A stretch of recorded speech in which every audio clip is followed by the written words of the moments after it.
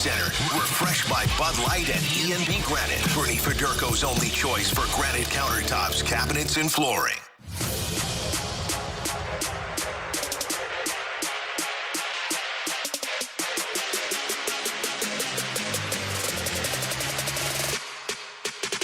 We asked Pavel Buchnevich. You know they want him to try and play some center. It's actually discussed as kind of one of the early questions in the contract process. Will you play center? Do you have to play wing? Shoot, Joey Vitale just literally asked him. He goes, what do you think? Would you rather play wing or center? He goes, I don't care. I want to win.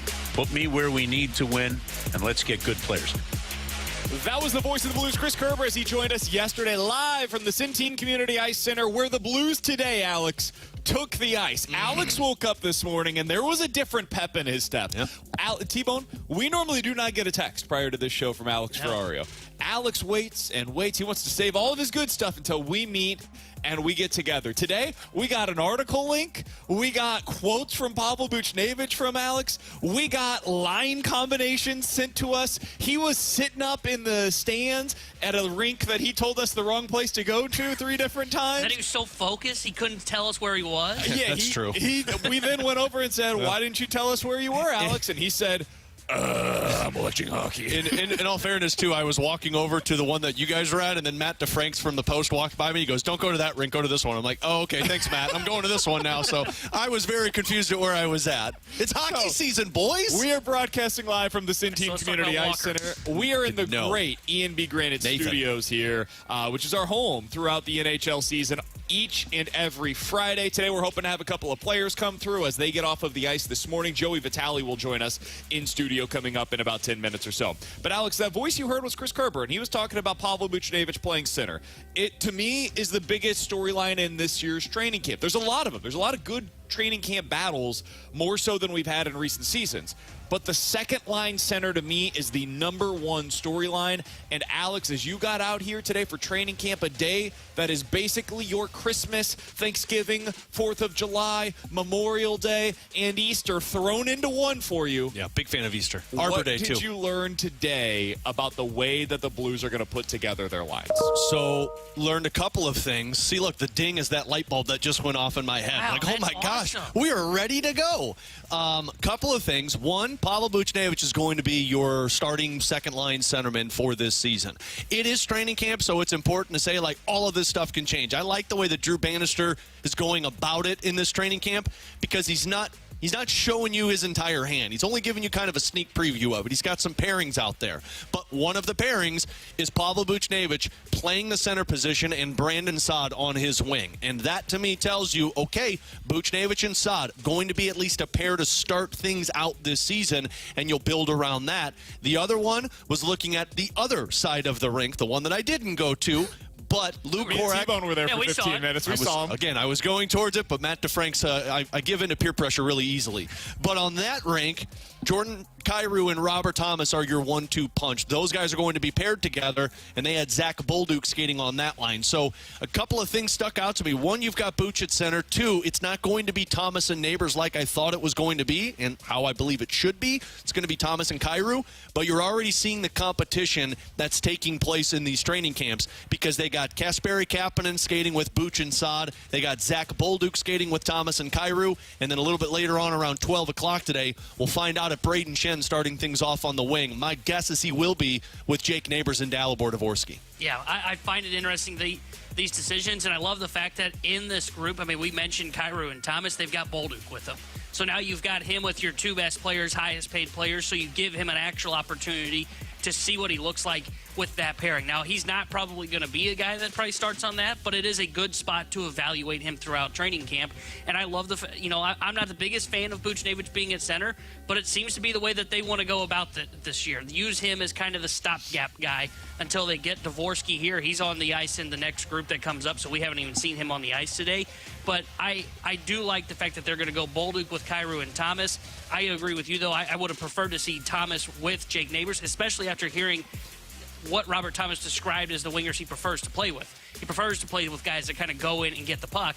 Well, now if you're going to pair him with Kyrou, if you're Zach Bolduc, you know what your role needs to be. Your role needs to be the guy that's going to be the guy that fetches the puck on that during training camp on that line and show that you can do that to earn your way onto this roster. I don't mind it at all. I actually really like it. I think they're telling you on day one. They put this in firm grasp for all of us. Day one, they're telling you Thomas and Kyrou continue to be the thing that we're building around. Like, that's what they made with this statement by putting them as a pairing. The other thing they're telling you is Buch is a center. In their eyes, as of today, Pavel Buchnevich going into the season is a second-line center for you. And I'm fine with that as long as they commit to it. I still, and Alex, we're on the same page here. I prefer him at wing. I think long-term that is where he's going to be for the St. Louis Blues. But for this season, they may view it as, hey, our best way to win the most games possible right now is with Pavel Buchnevich fully committing to being a second-line center for us. And if that's how they view it, fine. And Pavel Buchnevich seems to view it the same way. He said to Jeremy Rutherford in a great piece that posted earlier today over on The Athletic, quote, it's hard to play center when you play one game at wing, one game at center. When I play on the wing, I can read the game and go for odd man rushes. At center, I have to be more responsible defensively, and when I get the puck, I send my wingers to go. It's basically like if you had to learn to write with your left hand. It just takes time. He then continued about playing center.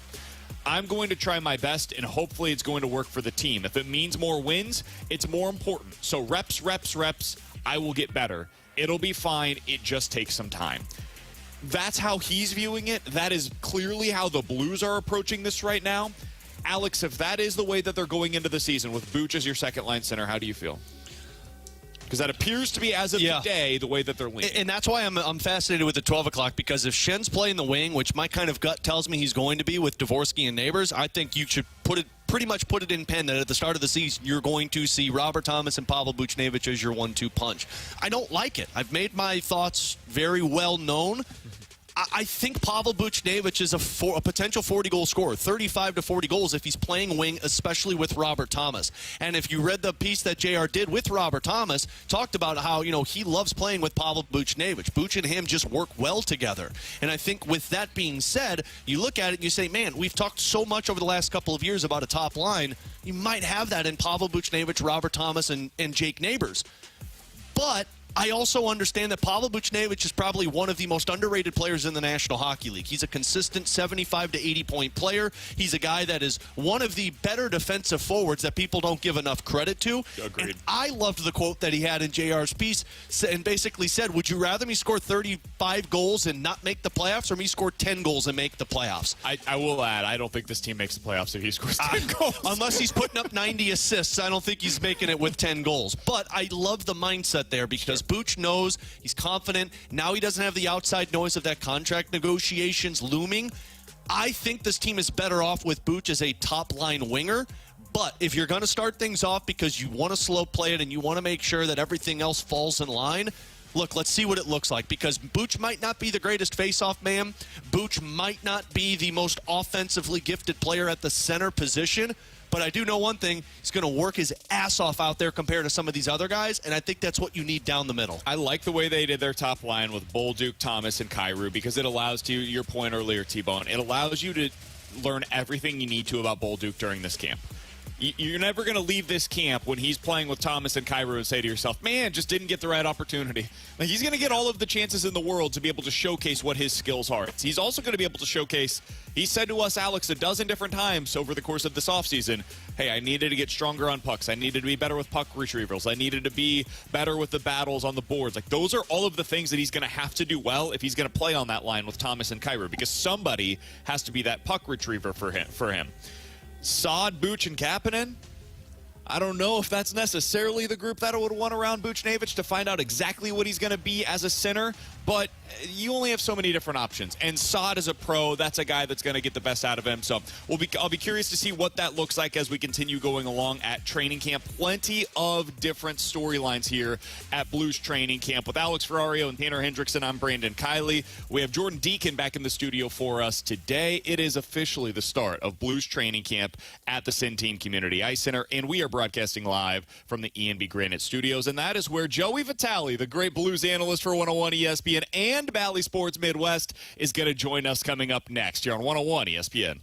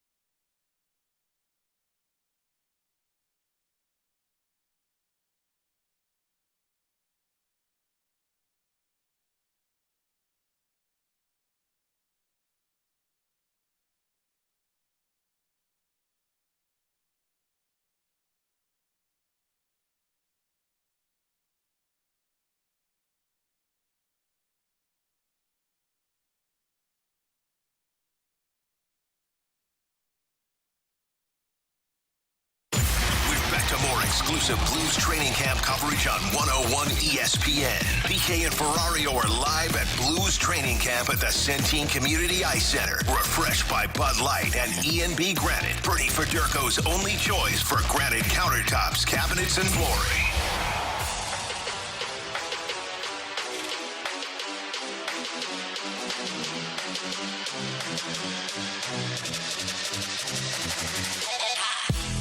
With Alex Ferrario and Tanner Hendrickson, I'm Brandon Kiley. A little bit of an audible. Joey Vitale is going to join us in the 12 o'clock hour because the Blues are efforting Radek Faksa for us. He's going to join us in studio here in just a little bit, so be sure to stay tuned for that. New Blues center, potentially third, fourth line center for the St. Louis Blues, plays with some grit, some grind. He is very good on the faceoff dot. He's going to join us in studio here in just a little bit. But Alex, we were talking a little bit about that piece that Jeremy Rutherford had over on The Athletic a little bit ago in the Open.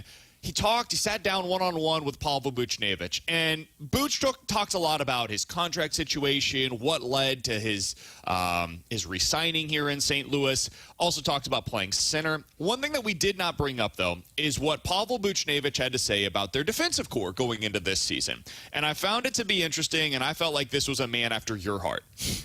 He said, quote, as Pavel Buchnevich speaking. Buch does know how to get there. I see Broberg in the gym, and he's a beast. Imagine Parayko and Broberg, 2 units.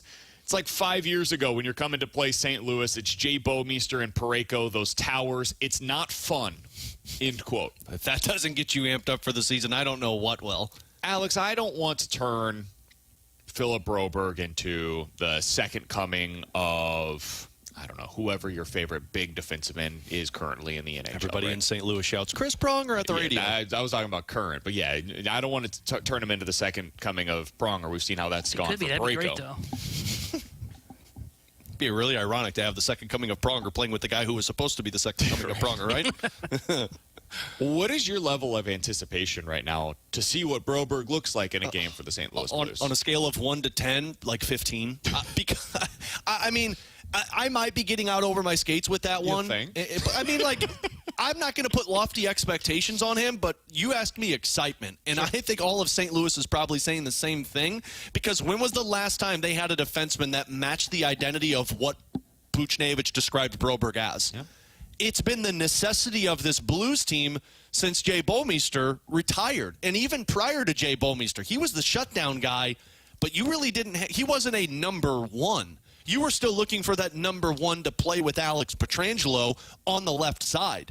It has been a very long time that the Blues have had a left-handed defenseman who matches the profile of what this team is in search for, probably since they originally acquired Jay Bouwmeester. So the anticipation should be high for this because, you know, yesterday we talked about it, or we didn't get to it, but if you look at the end of the season and this team is successful, you ask yourself the question, well, what turned it around for the Blues? And to me, it's defense, because you're talking about a Parayko who had a renaissance to his career last year.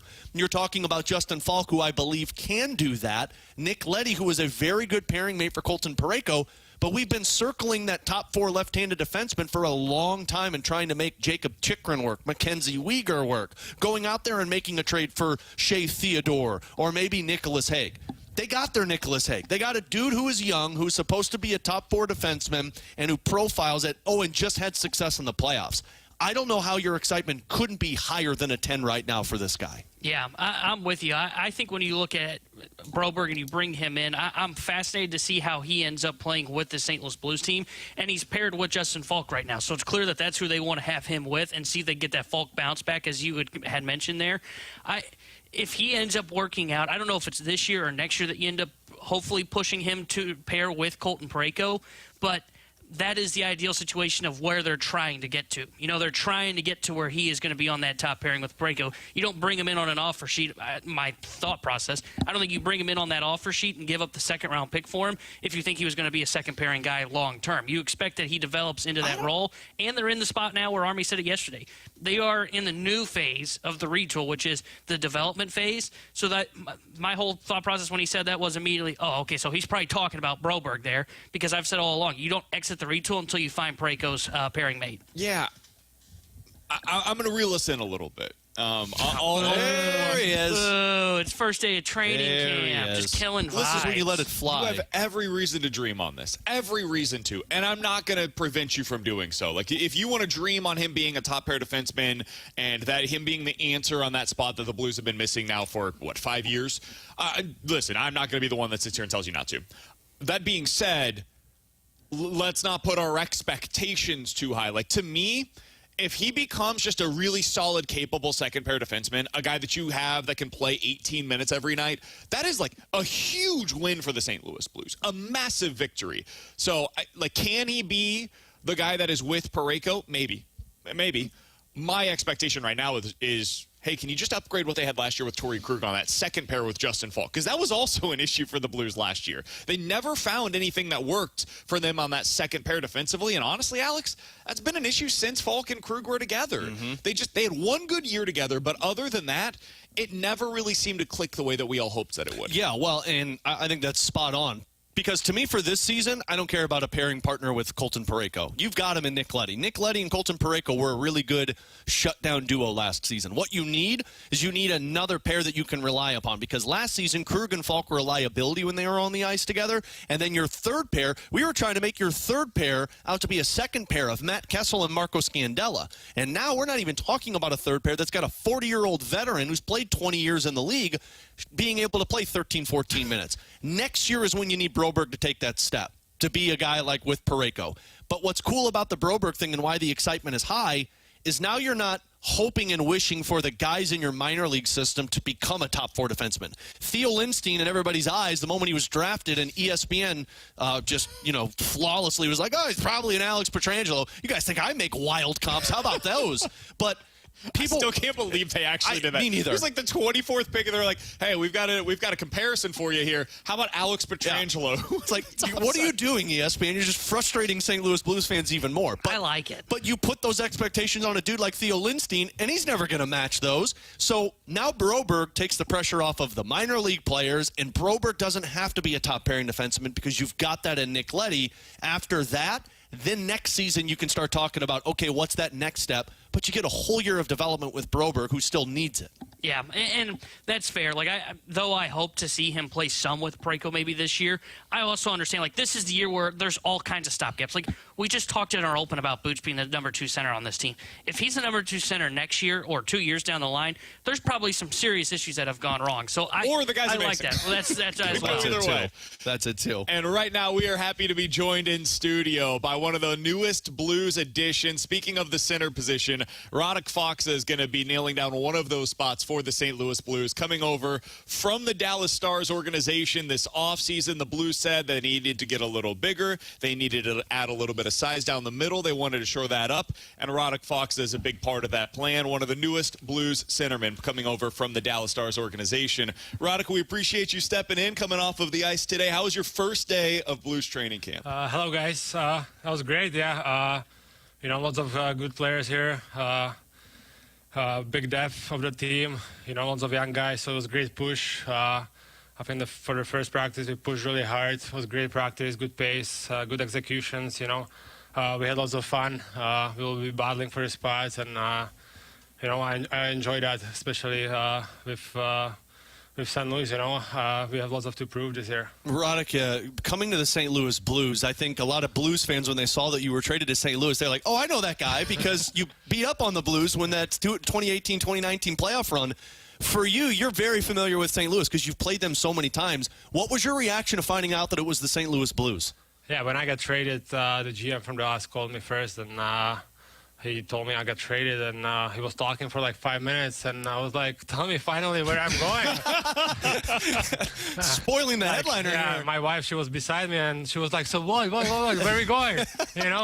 And so he after told me, and I was happy because I knew it's a great organization, lots of talent here, and I'm just happy to be here. What's been the message early on? I'm assuming you guys had a meeting either earlier today or yesterday with the coaching staff. What's the message that they put out there as kind of the starting point for training camp for you guys? The message was clear that there's no excuses anymore. We will be winning team, and we will pushing for a playoff spot really hard, and we will compete with the best teams in the league. When you look around that locker room, Radek, and I know it's only day one, but I'm sure you've been around these guys a little bit or familiar with a lot of these guys. You've been a part of a successful team for the last 5, 6, 7 years. Dallas has always been one of those teams that's been dangerous. Do you look around that locker room and see some of the comps in terms of the experience and the playoff hopes that the Dallas Stars used to have? Yeah, exactly. I think the mixture of the team is similar to Dallas. Like the core team of the guys, the older guys are really good, and the mixture with the young guys, lots of talent. I think the mixture is really good, and we have great goalies. So like from the top to the bottom, we have a great roster. We have to just show it on the ice. Radek, you saw what it looks like. Radek Faksa joining us here on 101 ESPN on BK and Ferrario. You saw what it looks like when a team is on the cusp of getting to the Stanley Cup final in Dallas, and you saw what it can look like when that goes in the other direction for a couple of seasons as well. What clicked for Dallas over the last couple of seasons that maybe you can bring to St. Louis as well? I think it's the experience from the playoffs. You have to take small steps every year, and you have to learn from the mistakes you make, and that's what we did in Dallas. We were first round, second round, and we went to Stanley Cup finals. Last couple of years, we went to conference finals. So we were always that close. Yeah, it was disappointing. You work so hard to get there, and you already see the cup in the building, and then we were close 3 times already, and we didn't win anything. So disappointed. But I feel like when it's so close, it can go either way.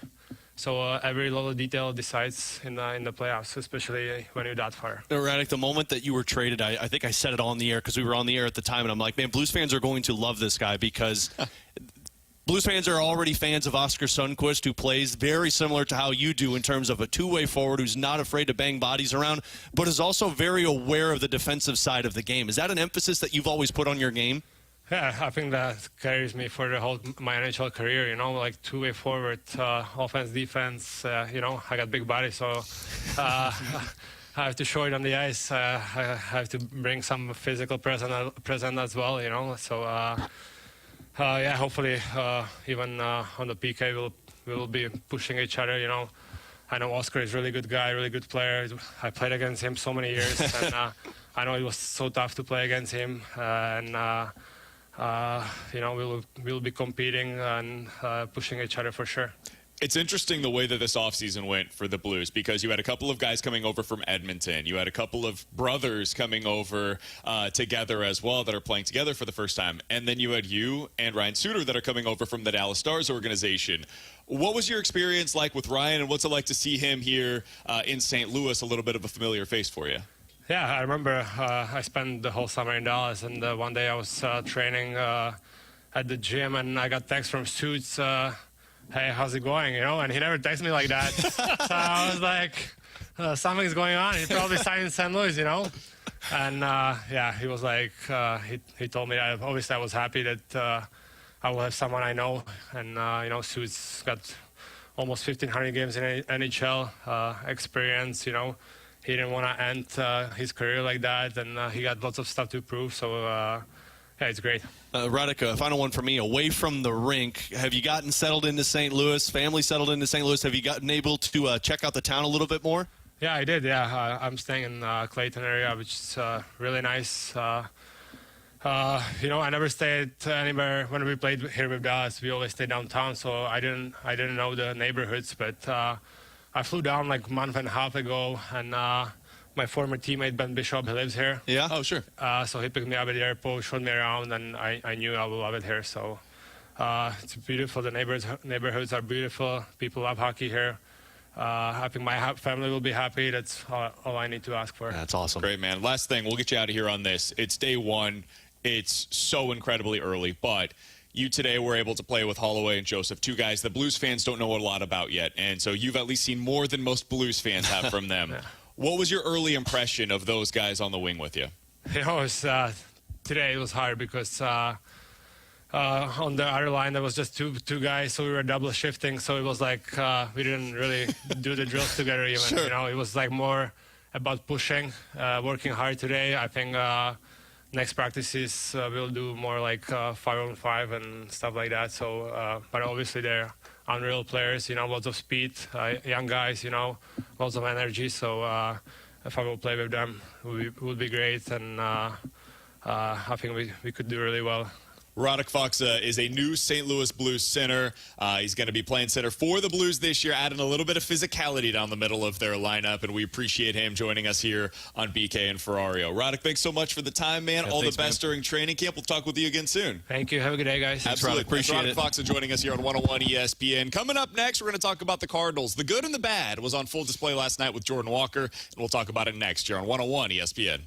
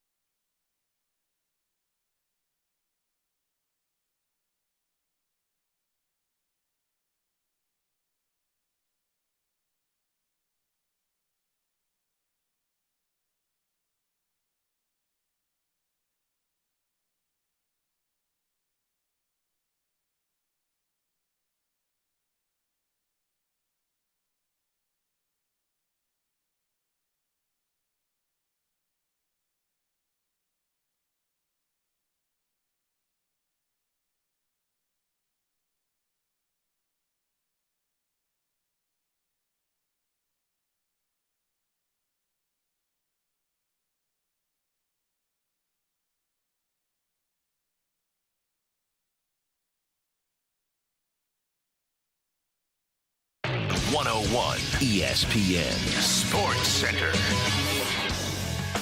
I'm Jordan Deacon. The Sports Center update is driven by Johnny Londoff Chevrolet and Johnny Londoff Autoplex. Last night, the St. Louis Cardinals won the third game of the series against the Pirates by a big score of 10-5. They are at home again tonight, wrapping up the series and hoping to walk away with a sweep. First pitch is at 6:15. And finally, it is officially hockey season. BK and Ferrario are at the Centene Community Ice Center, where Blues training camp has begun. You just heard from Radek Faksa, and you can expect to hear from a lot of more special guests as we progress throughout the afternoon.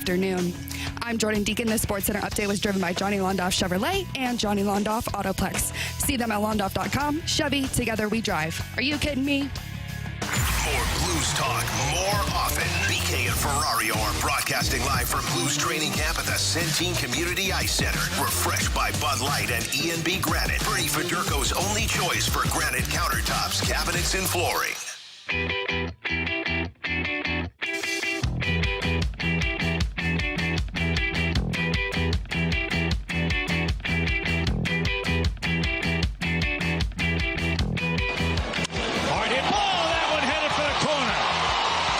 Score two for sure.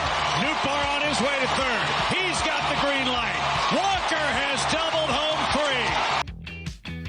That's what it sounded like last night on Bally Sports Midwest as Jordan Walker delivers in a big spot. A bases clearing double for the St. Louis Cardinals. And Alex, that is the kind of hit that this team has been lacking for the vast majority of the season. They lack slug with runners in scoring position, and what that does is it either gets you right back into a game, or as we saw in that game last night, the Cardinals are able to break that thing wide open, and suddenly you have a little bit of breathing room.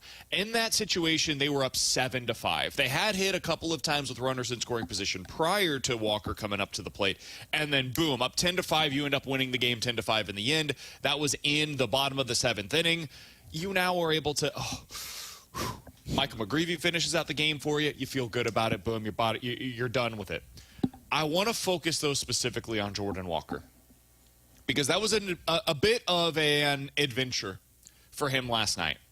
You start off with a couple of, I would say, misplays. I don't think it's fair to call them egregious errors or anything like that, but a couple of misplays in the fourth inning, I believe it was. One that he lost in the light, and the second one, I'm not sure even a good defender gets to it, but it didn't look great on television, and so whatever. And then in the seventh inning, he comes through with a massive hit when you really needed it most. Alex, what are you seeing right now out of Jordan Walker and what he's been able to do since he's come up the most recent time? Because the numbers are really starting to come together in a way that we were hoping for this year. And I think T-Bone said this yesterday, where, like, sure, he's still struggling with certain pitches and certain pitchers, and, like, you still seeing are the strikeouts, but you are seeing somebody that when a pitcher makes a mistake, he is not only capitalizing on it, but he is making them pay. And this season, there have not been a lot of guys who make other teams pay for the Cardinals. Occasionally it happens, but it doesn't seem to happen on a nightly basis. And like now we're talking about 2 straight games where Jordan Walker, the pitcher, has made a mistake against him, and he has made them pay in a positive for this Cardinals team. And to me, that's a really massive building block, because sure, he went 1 for 4. In the previous night, he went 1 for 3. He's only coming up with 1 hit per game.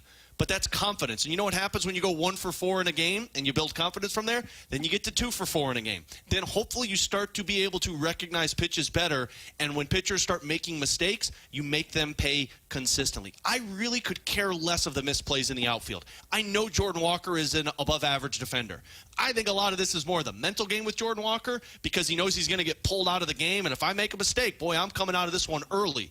I think Jordan Walker's going to be fine in that front. I don't care if he makes mistakes, because, frankly, this team is not going anywhere. What I care about is his approach at the plate, and I'm seeing building blocks for confidence. Yeah, I think offensively, though he still does have that hole in the swing, he is, making pitchers pay for mistakes. But I also think that is also tied into he is being a little bit more selective at the plate. You know, he is looking more for like a fastball in one spot, and I'm going to do damage to it when it's in the zone. And he's starting to hit for power. And though the big bugaboo for him last year, and even when he was struggling up here the first go-around this season, was the balls on the ground, I don't think that's going to ultimately end up being a huge problem for him, because when he does hit the ball on the ground, look at that double last night that we played the cut from. Because that was 115 off the bat down the line. Hit ball by any Cardinal this year. Yeah, like nobody's fielding that baseball. Like that's a missile that's going to cut the grass on its way through the infield. So I think offensively you're starting to see the signs that we kind of talked about yesterday of, okay, he is starting to kind of figure it out.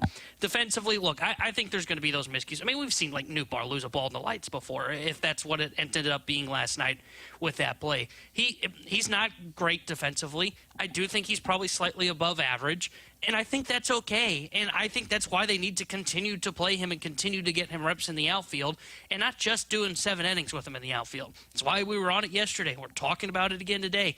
He needs to play through those games. In a 10-5 game, he's probably not the reason you lose that game if he's out there defensively.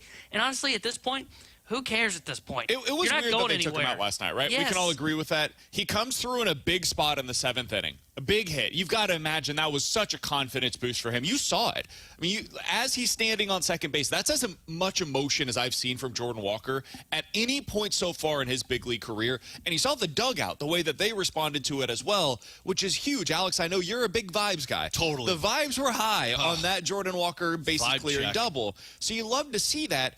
And then in the next inning, as they come back out for their defensive alignment, he's not a part of it. I hate that. And it's just like, come on, man.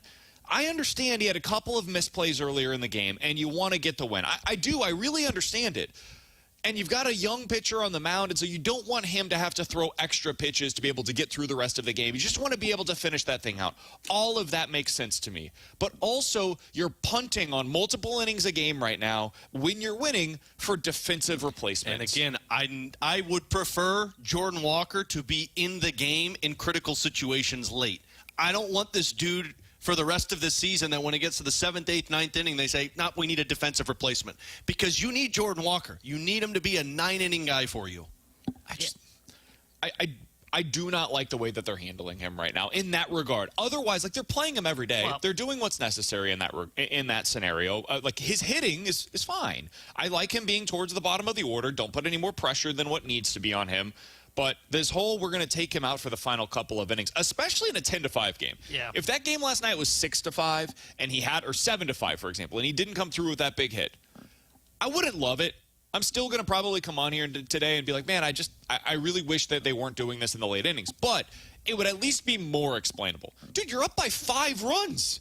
If he makes another misplay and you've got the bases loaded and you've got a potential, like, not even game tying in that scenario, but game closer, if this guy comes through in a big spot the way that Walker just had moment, okay, maybe then you make the defensive replacement. But until then, like, come on, dude. Yeah. It just seemed unnecessary. And again, I understand they would argue, well, 2 innings wouldn't hurt his development in the outfield defensively. Yeah, but when it starts to pile up, I mean, we're already past, I think, 2 games now in which he would have had based on 2 innings after being pulled, 2 innings after being pulled. That starts to pile up quickly in meaningful innings and getting reps in the outfield, and you're not going to replicate that at practice, right?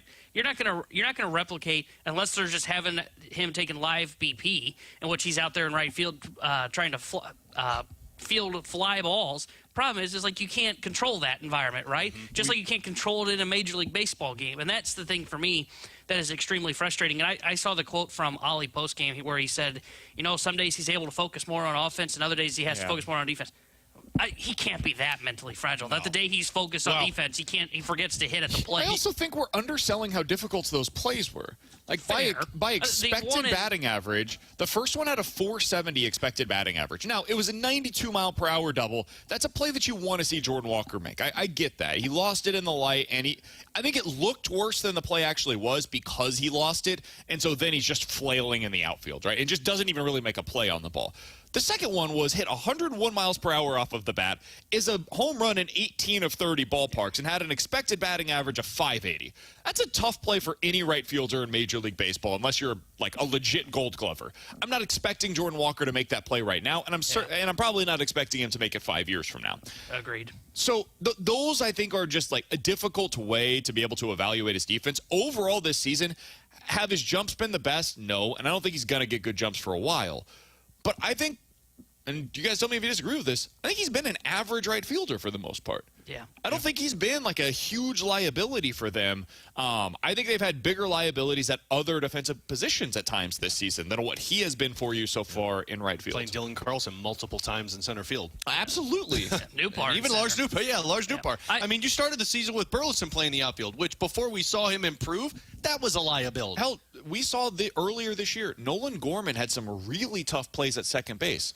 And Gorman overall was an average second baseman for you. Turns a good double play, is limited with his range, but a lot of the time his arm can get him out of bad situations where he doesn't necessarily get to the ball as quickly as Tommy Edman used to, or even a Brendan Donovan at times. So I think the same's going to be true for Walker. I don't worry too much about his jumps. Now, like, do they need to improve? Yes. Sure. But I also know, like, he is such a good athlete that if he is a split second off on his kind of reaction time, the jump of getting to the ball when it hits the barrel, he's such a good athlete, he can make up for a lack of a jump. You know, now, is it something that still needs to be worked upon? Yes. I'm not saying they just forget that and just go with, oh, yeah, the jump currently is good. No, it's bad. He does need to work on that. But that will come with, checks notes, reps, playing every single day. At the major league level. And you know what matters more? The ability to do what he did in the seventh inning. Yes. That's what matters. I can find dudes like whether you want to go with Tommy Edman or you want to go with Michael Ciani or Victor Scott, I can find dudes that are super athletic and can play a good center field. I can find those guys. They're a dime a dozen. They get $8 million every offseason because none of them get any long-term deals. They always sign one-year contracts worth $8 to $12 million in Major League Baseball. I can find that guy. What I can't find is a dude that's 6'5", 250 pounds, hits the snot out of the baseball, and is able to get you through a seventh inning where you were up 7-5, and now you're up 10-5. Like, that is what Jordan Walker brings to the table that all of these other options that you have do not. Whatever I need to do to make sure that is that guy is the best version of himself, that is what I'm doing. So, yeah, you've got 10 games left. If you do this every game for the rest of the season, you're missing out on 20 innings of defensive baseball that he could have had otherwise. You already, based on his last, 15 games now, have lost out on probably, let's call it 25 innings. So over the course of that stretch of time, you missed out on effectively 5-6 different games of overall baseball that you could have had from Jordan Walker in the outfield that you won't get. You're just opting out of those. I think it's a mistake, personally, with the way that they're handling him in the outfield. All right, with Alex Ferrario and Tanner Hendrickson, I'm Brandon Kiley. 314-399-9646 is the Air Comfort Service text line. Questions and answers coming up next here on 101 ESPN.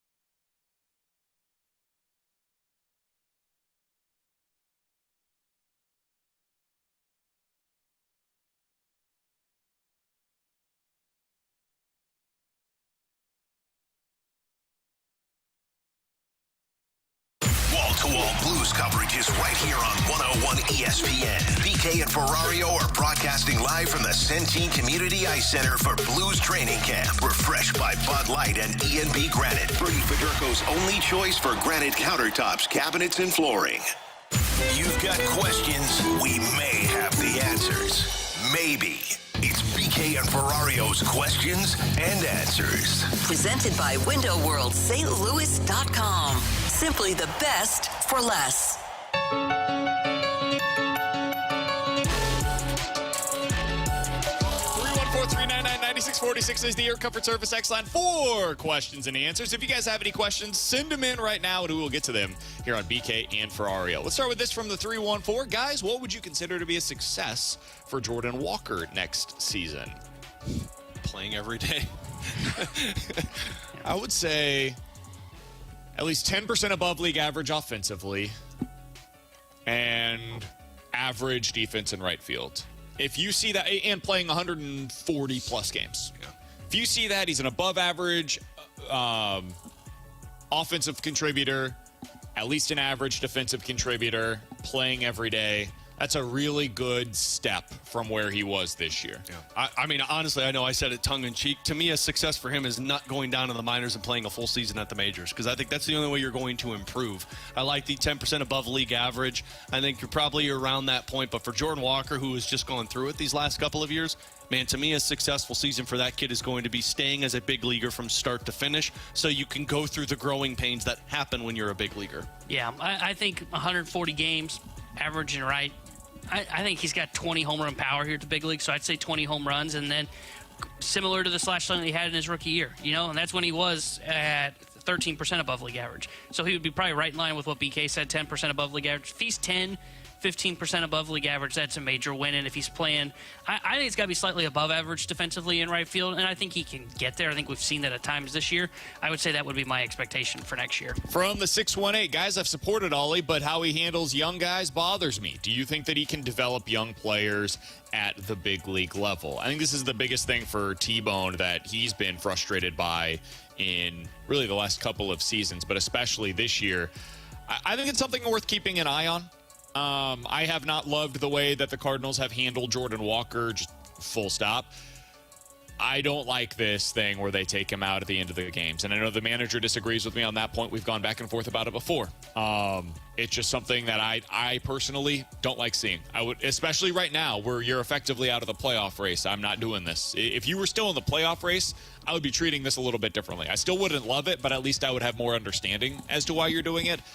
When you're out of the playoff race, to me, it's really strange. So, T-Bone, why are you kind of like the texter a little questionable about this? Well, I think when you look at the way that Ollie has handled it, it's really more of the Walker one is the only one for me. I think he gets a little over-criticized at times. I agree. Where people say people say that, he has some of the Matheny tendencies, which is, hey, the young guy has one bad game and he's out of the lineup. I don't think that's the case because he's let Donovan, he's let Gorman, he's let Newbar, he's let guys, all these rookies go through it. What I don't like is that Jordan Walker's just a different animal. Jordan Walker's supposed to be the next superstar of the St. Louis Cardinals. It's why he was so highly talked about when he was a prospect, and the Cardinals would refer to, look, he's had numbers since Albert Pujols or Oscar Taveras when they were in their minors. Now maybe that's unfair to be put upon him by the front office, but that's the kind of prospect you're dealing with. You got to treat that guy differently. Whether you like it or not, he has to be handled a different way compared to like a Luken Baker and some of these other prospects, of Thomas and JC that come up. And that's the most frustrating part. It's really just the Walker thing for me that I look at and I say, that's the guy that is determining whether Ollie Marmol's the manager in 3 years from now. And if Ollie Marmol's not the manager here in 2-3 years, don't get me wrong, winning's going to be a part of that. The other thing's probably going to be Jordan Walker to develop, and the Cardinals are going to have to ask serious questions. Why? And the number one thing they'll circle is, well, why was he in and out of the lineup so much? Why was he platoon pat? Those are the kind of things that they'll have to answer. Kind of feels like Ollie made his decision on Jordan Walker and isn't willing to see if that opinion on that player can change. And it does, we said it yesterday, feel a little like what Berube and Kyrou was, to where it's like, now you got your opinion of that player, and you're not going to have time to fix that one. And the difference for this one, and I understand it is not easy to develop and compete at the same time, and Ollie's main focus is to compete and make a winning team. But that also requires you developing player the correct way when he's supposed to be a part of your near future. This isn't a guy that's not supposed to be a part of your future in 5 years. This is a guy who was supposed to be a part of your team now, helping you win. And you not only didn't have him to help you, but the development took a step backwards. All right, let's go through these quick hitter style from the 636. BK, what do you think about the Chiefs bringing back Kareem Hunt after it was the same people in charge that cut him years ago? I don't like it. I don't think he should be back in a Chiefs uniform.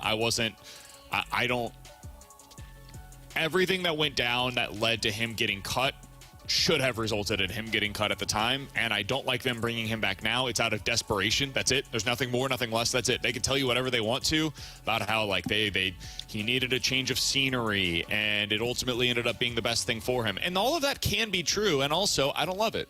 I didn't like it them signing Charles Omenihu when he had the domestic violence allegations that were being processed at the time against him, and it ultimately led to him being suspended for 6 games last season. I don't like any of this stuff, so I'm uncomfortable with it. I don't like it, but that's my opinion on it. And they obviously view it differently because they're in the winning world, and winning is all that matters in a league that makes billions of dollars, and they're trying to go for a three-peat. So that's how they are.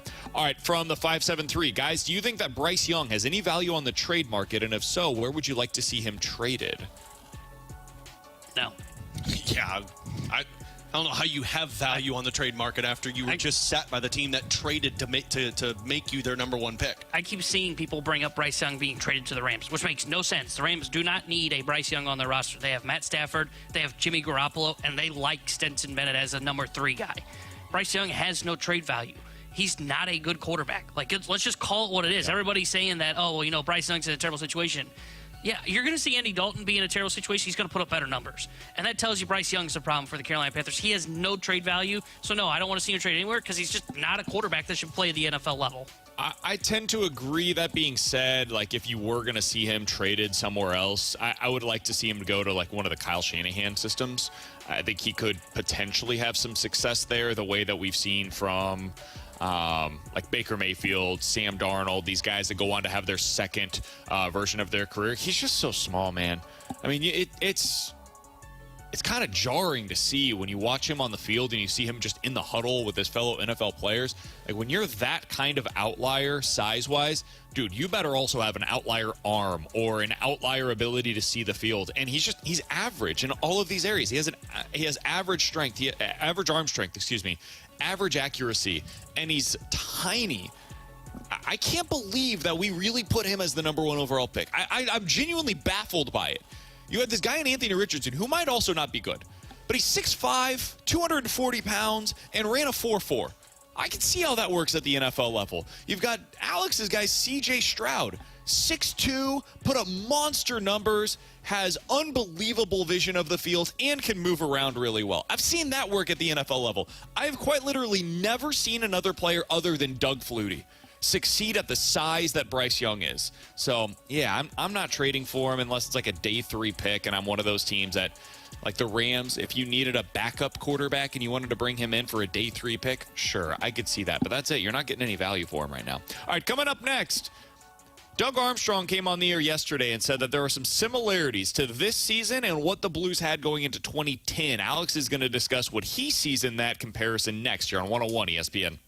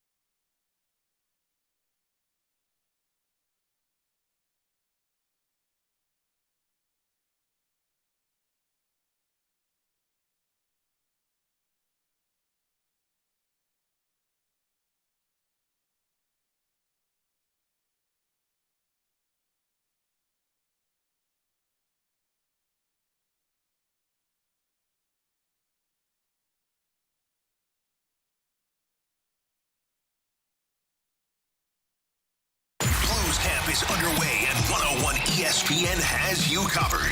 BK and Ferrario are coming to you live from Blues training camp at the Centene Community Ice Center.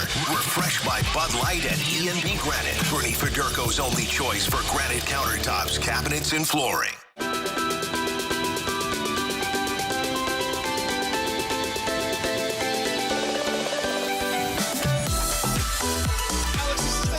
As I've been in the St. Louis Blues in a really long time. Not because it's, I think, the best team that I've seen since moving back here to St. Louis in 2016, but there are a lot of compelling storylines, a lot of camp battles this year, and a lot of guys that are battling for jobs.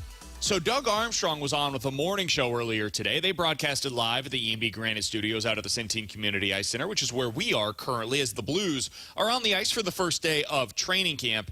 And they asked Doug Armstrong if there's any teams that remind him of what they are going into the 2024 season. Here's what Doug Armstrong had to say.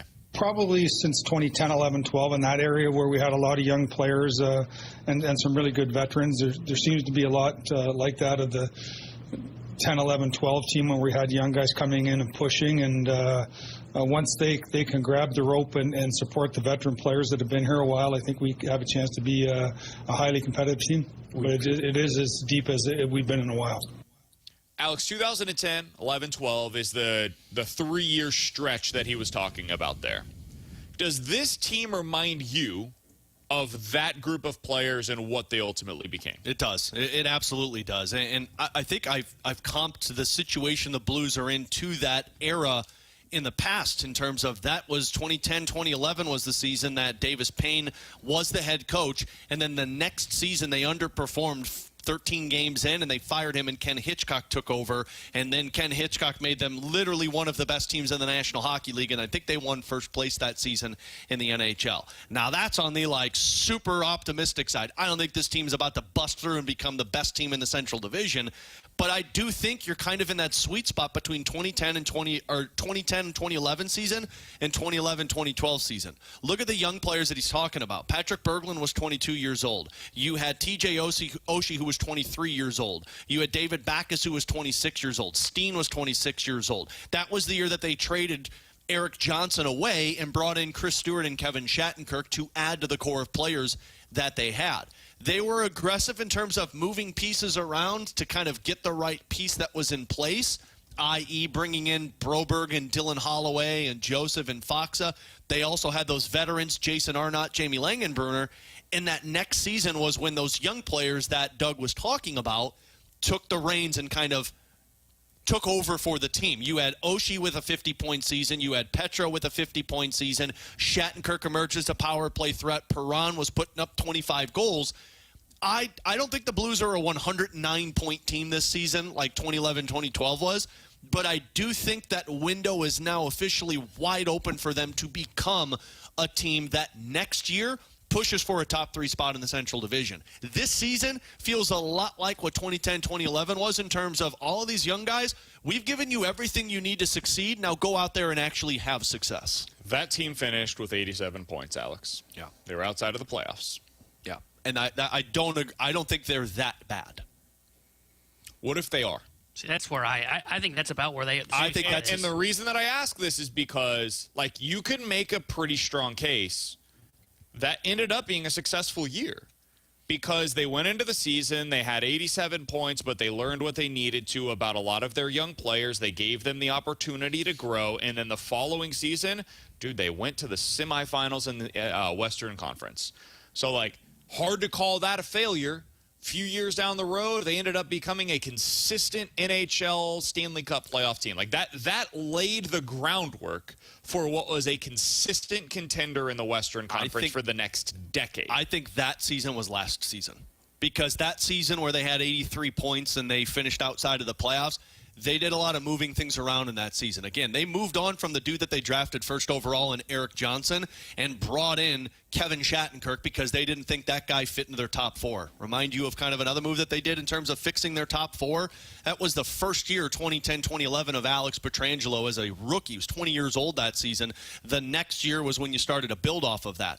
I think the defense is further along than where that 2010-2011 team was, and I think you've got deeper players offensively than what that team was, which is why I don't think they're a first-place team like 2011, 2012, but I don't think they're this team because that team, they didn't draft in the top 10 that season because they traded the pick away to Colorado when they traded Eric Johnson, but they were supposed to be a top 10 draft pick. And to answer your question, I know I got sidetracked there. No, you're fine. If that's the season, I think if in Doug Armstrong's eyes, it's a disappointment. Because from how he spoke yesterday of, look, I've given this team the necessary weapons that they need to go out there and compete, he views them as a team that isn't a top 3 in the Central, but pushes for one of those spots. That wasn't the 2010-2011 team. Their Vegas odds that year, over-under, 93.5 points. Yep. Their Vegas odds that year to win the Stanley Cup, about 40-1. Going into this season, I have not looked recently at what their Stanley Cup odds are, but I bet you they're pretty similar to that, and I bet you their point total is actually lower than that team's back in 2010. So Vegas was, I'm guessing here. I have not looked up the official ones, and I'll have to go look at them. Alex, turn that audio down if you don't mind. Apparently, hockey audio's piling through. But I mean, they're 65-1 to win the Stanley Cup this year. They were 40-1 in 2010. Yeah. So Vegas, the neutral observer, where a lot of money is on the line, they're telling you that that team was expected to do more. I don't think it's crazy to believe that this team could be pretty similar in terms of the points. They're over-under this year for points. Guess what? 86.5. They had 87 points that year. I don't think that should be considered a failure. I'm not even sure that that should be considered a disappointment. If you get 87 points out of this team, and it comes with Broberg becoming a legit top 4 defenseman for you. And Holloway has proven he's a top 9 forward. And by the end of the year, you get an opportunity to see Dvorsky and potentially Snuggerud for 10 games, let's say, in this lineup as well. Hey, man, that could set you up for one hell of a 2025 season. And then suddenly you're going into next year saying, I think we're a good team again. And I think this team has a chance to really compete for something meaningful, as opposed to this year, where it is truly, to me, all about the development. And if you get the right development and you find the right pieces in place, that can be a successful year regardless of if you finish with 87 points or 100 points. Yeah, this year, though, to me doesn't seem like it's all about development at the NHL level. It seems like it's all about development in the minor league level. Like it seems development for Bolduc, for Dvorsky, to where these guys aren't even sniffing the NHL roster because you've brought in Joseph and Faksa. I think if you were to ask Doug, that would be a failure of a season. 87 But points. if I told him the parameters of, like, you get a top 4 defenseman in Broberg, you find out by the end of the year that you really got something in Bolduc and Dvorsky and Snuggerud, and you find, like, okay, this guy, Dvorsky's going to be a number 2 center for us going into next year, I don't think he's considering that to be a failure. I think he's looking back on it and saying it's disappointing that we didn't reach the playoffs, but our bigger aspirations were to build a team that can be a consistent contender, and that to them is more important. And so I think he'd look back on it and say, yeah, it sucks that we didn't make the playoffs, but we got the answers that we needed to here. I that guess felt like this past season. See, I don't feel like this was that. And I don't know if they're getting these answers this year either. I don't think they're going to go into next year knowing that you have a number 2 center in Dvorsky. I don't think you're going to go into next year knowing you have a top 6 winger in Bolduc. I mean, it's clear here at training camp. I mean, they've got them with guys to kind of set them up to see what they are.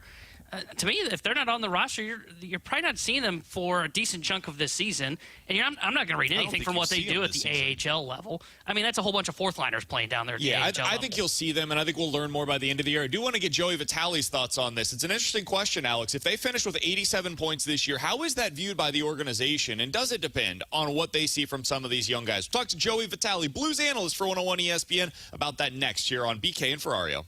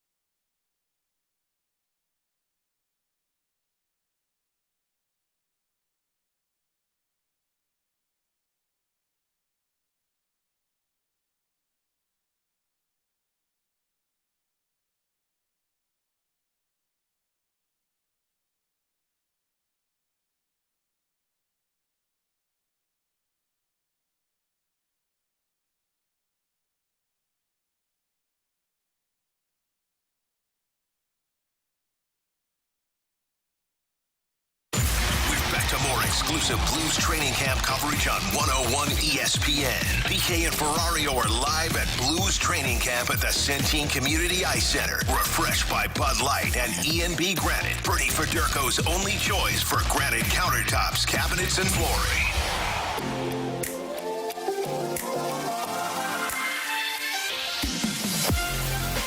Favorite things that we do on BK and Ferrario is get the opportunity to talk with our guy Joey Vitale each and every week throughout the St. Louis Blues season, because you just never know where the conversation is going to go. And now that hockey season is officially upon us, we have the pleasure and the privilege to be joined by Joey Vitale via the 101 ESPN hotline. We are live at the E&B Granite Studios out of the Centene Community Ice Center, where the Blues are taking in the first day of training camp today, Alex. And right now it is time for Joey Vitale to join us and to hear those beautiful words from Alex Ferrario. Joey! You're so awesome. How you doing today, my man? We're back, baby. We are back. Joey, what's going on, guys? Back. You got to be at the Centene Community Ice Center today. We're the three best friends that anyone can. Sorry. We are back. Joe, you got to see real hockey on the ice today, kind of, for the first time this season. What was it like to be back in the arena and to see these guys going through some drills and to see a pretty interesting team come together on the ice? Yeah, okay, first of all, it was great to be back. It's great to see the squad together. You know, it's great to see Alexander Steen up in the top corner. I mean, that was a person we did not see this time last year. And, you know, the Blues are in such great hands with him in the near future, along with Doug Armstrong here in this transition period, as they look upon the ice and look at the evaluation of young players, old players. And, you know, the thing that just stands out to me being out there for day one was that this is a much different looking team. And not only the players you bring in, some of the players that have now been out, whether it be a Kevin Hayes through a trade or a Torrey Krug through an injury, but I think it's a different team in the sense that even though your personnel hasn't completely flipped over, there's been a lot of growth in this past season. You know, the biggest difference when you rewind a year ago was that was in that same corner watching the day one of last year's training camp, and there was just a lot of newness. You know, Braden Schenn just got announced the captain. You know, there were so many different moving pieces as far as what is this leadership group, you know, going to look like, you know, because we were still kind of getting through the Ryan O'Reilly and the Tarasenko's were kind of moving. They had moved on at that point, but this is kind of that first training camp where, what is this leadership, what does this veteran group, leadership group look like? And, you know, I think we kind of saw through the season that there were some growing pains with that team. Ultimately, that coaching changes led them to put them in a pretty good spot by the time the end of the year came, where they were just a few games away from kind of getting in there. And unfortunately, it didn't work out for them. But, you know, now you look at this team, you got Braden Schenn, one year under his belt as a season captain. You bring in Ryan Suter. You bring in Radek Faksa, who you guys talked to just earlier today. And not to mention, yeah, they're young kids, but playoff experience in Holloway and Broberg. You know, I think that the theme that I think is going to be consistent throughout this training camp is experience. They brought in more experience. Faksa, he's been to the Cup final. He's been to conference finals. Ryan Suter, I think he's still the longest tenured, the longest active defenseman when it comes to games in the game right now, just shy of 1,500. Again, experience. And again, those young kids from Edmonton, they may be young, but they just went to a Game 7 in the Stanley Cup final. I can't tell you how valuable that is. So this is a different-looking team from the veterans that have got that kind of leadership belt underneath them a little bit, and you bring in a lot more experience. So to me, it's just been a really good breath of fresh air at camp so far. So, Joey, speaking of that newness with this roster and how it does feel like a breath of fresh air, it also seems like if you talk to any of these players, specifically guys that were here last year and then are taking over again this year with the group, they don't seemingly believe that this is a retool anymore. They view this more as, no, we're done with that. Now it's time to get back into the postseason. Yeah, no, this is not a retool. This is not a rebuild, not a restructure. I mean, listen, every team's growing. Every team is trying to work through young players, sort out veteran players, you know, trying to get to the playoffs like the Blues are. But this isn't we're going to kind of be patient this year and see what happens in year 2 and 3. I mean, this is a team that can win this is a team that can get into the playoffs. This is a team that can make a massive splash. I mentioned the experience. I think with Jordan Kyrou and Robert Thomas continuing to find more consistency. Colton Parayko, another one of those leaders. I mentioned Braden Schenn earlier, but don't forget about Colton Parayko, who was, basically living in the Bowmeister Petrangelo shadows for the early parts of his career, and it's been a couple of years without those guys. But again, it takes a little bit of time for him to really kind of take ownership of what that leadership role looks like. And Alex, you put all those pieces together, and you got bigger, you got stronger. Yes, we got smarter, but then you still got one of the best goaltenders, I believe, in the league, in Jordan Binnington, who came into camp, by the way, in incredible shape. Heard some murmurs and rumors, not official yet, but I believe he kind of finished at the very top as far as the fitness testing goes, which is completely unheard of for a goaltender when it comes to a lot of the aerobic and anaerobic exercises that these teams make goalies and all the players do. So he's coming in great shape. He's got a really good pep to his step. Saw him yesterday at Content Day. Force confidence as ever, but just a really, really nice swagger about him. So you put him between the pipes, and again, you're give yourself a chance to win every single night. Joey Vitale is our guest here on 101 ESPN. You'll hear him weekly on BK and Ferrario and throughout the station over the course of the NHL season. And you'll, of course, hear him with Chris Kerber on the game calls as well. And your home of the Blues, 101 ESPN. Joe, earlier today, the opening drive had a chance to catch up with Doug Armstrong, and they asked him about the depth that this team has going into camp. And he said that the only real comparison that he has for this is what they had in 2010, 11, and 12 when they kind of started that version of the retool, rebuild, whatever you want to call it. And ultimately, you go back to 2010, and that team ended up with 87 points over the course of the season, finished fourth in the Central Division, but they laid the framework for what became a consistent contender over the next decade. We just talked about this in our last segment. I wanted to get your thoughts on it, Joe. If I told you today that the Blues finished with 87 points this year, but you learned a lot about the young guys, and you found out, okay, like Holloway, top 9 forward for us. Bolduc, top 9 forward for us. Dvorsky, going to be a big part of what we're building here. Broberg, top 4 defenseman for us. How would you view that for this season for the St. Louis Blues? 87 points, but you learn a lot about the young guys. DK, maybe I'm a little biased here and bullish with this team, but I'd be disappointed. I'd be disappointed if that's where they finish, because I think that, to Doug Armstrong's point, and I think Drew Bannister said it as well, this is not a feel-it-out process. You guys talked to Radek Faksa earlier. I was listening to you guys when you guys asked a great question of, what had those meetings been like? And, I forget Radek's exact words, but there's no excuses anymore. I think that they're primed and they're ready to win. And, to me, an 87-point season, missing the playoffs again, is not okay. I think that you look at the team they had last year, they didn't have Broberg, you didn't have Holloway, you didn't have a Radek Faksa, right? You don't have some big pieces like the Joseph brothers who are going to have another speed and size element as well.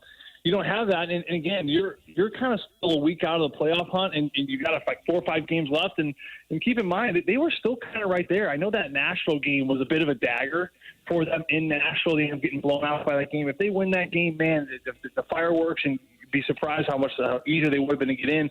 But they lose that game, but you're still not in a bad spot. So they made it interesting down to the final stretch of the season with the team they had last year, and now you've added pieces where the veteran guys, again, one more year under their belt, and I keep emphasizing this, but bringing in veterans is just so important.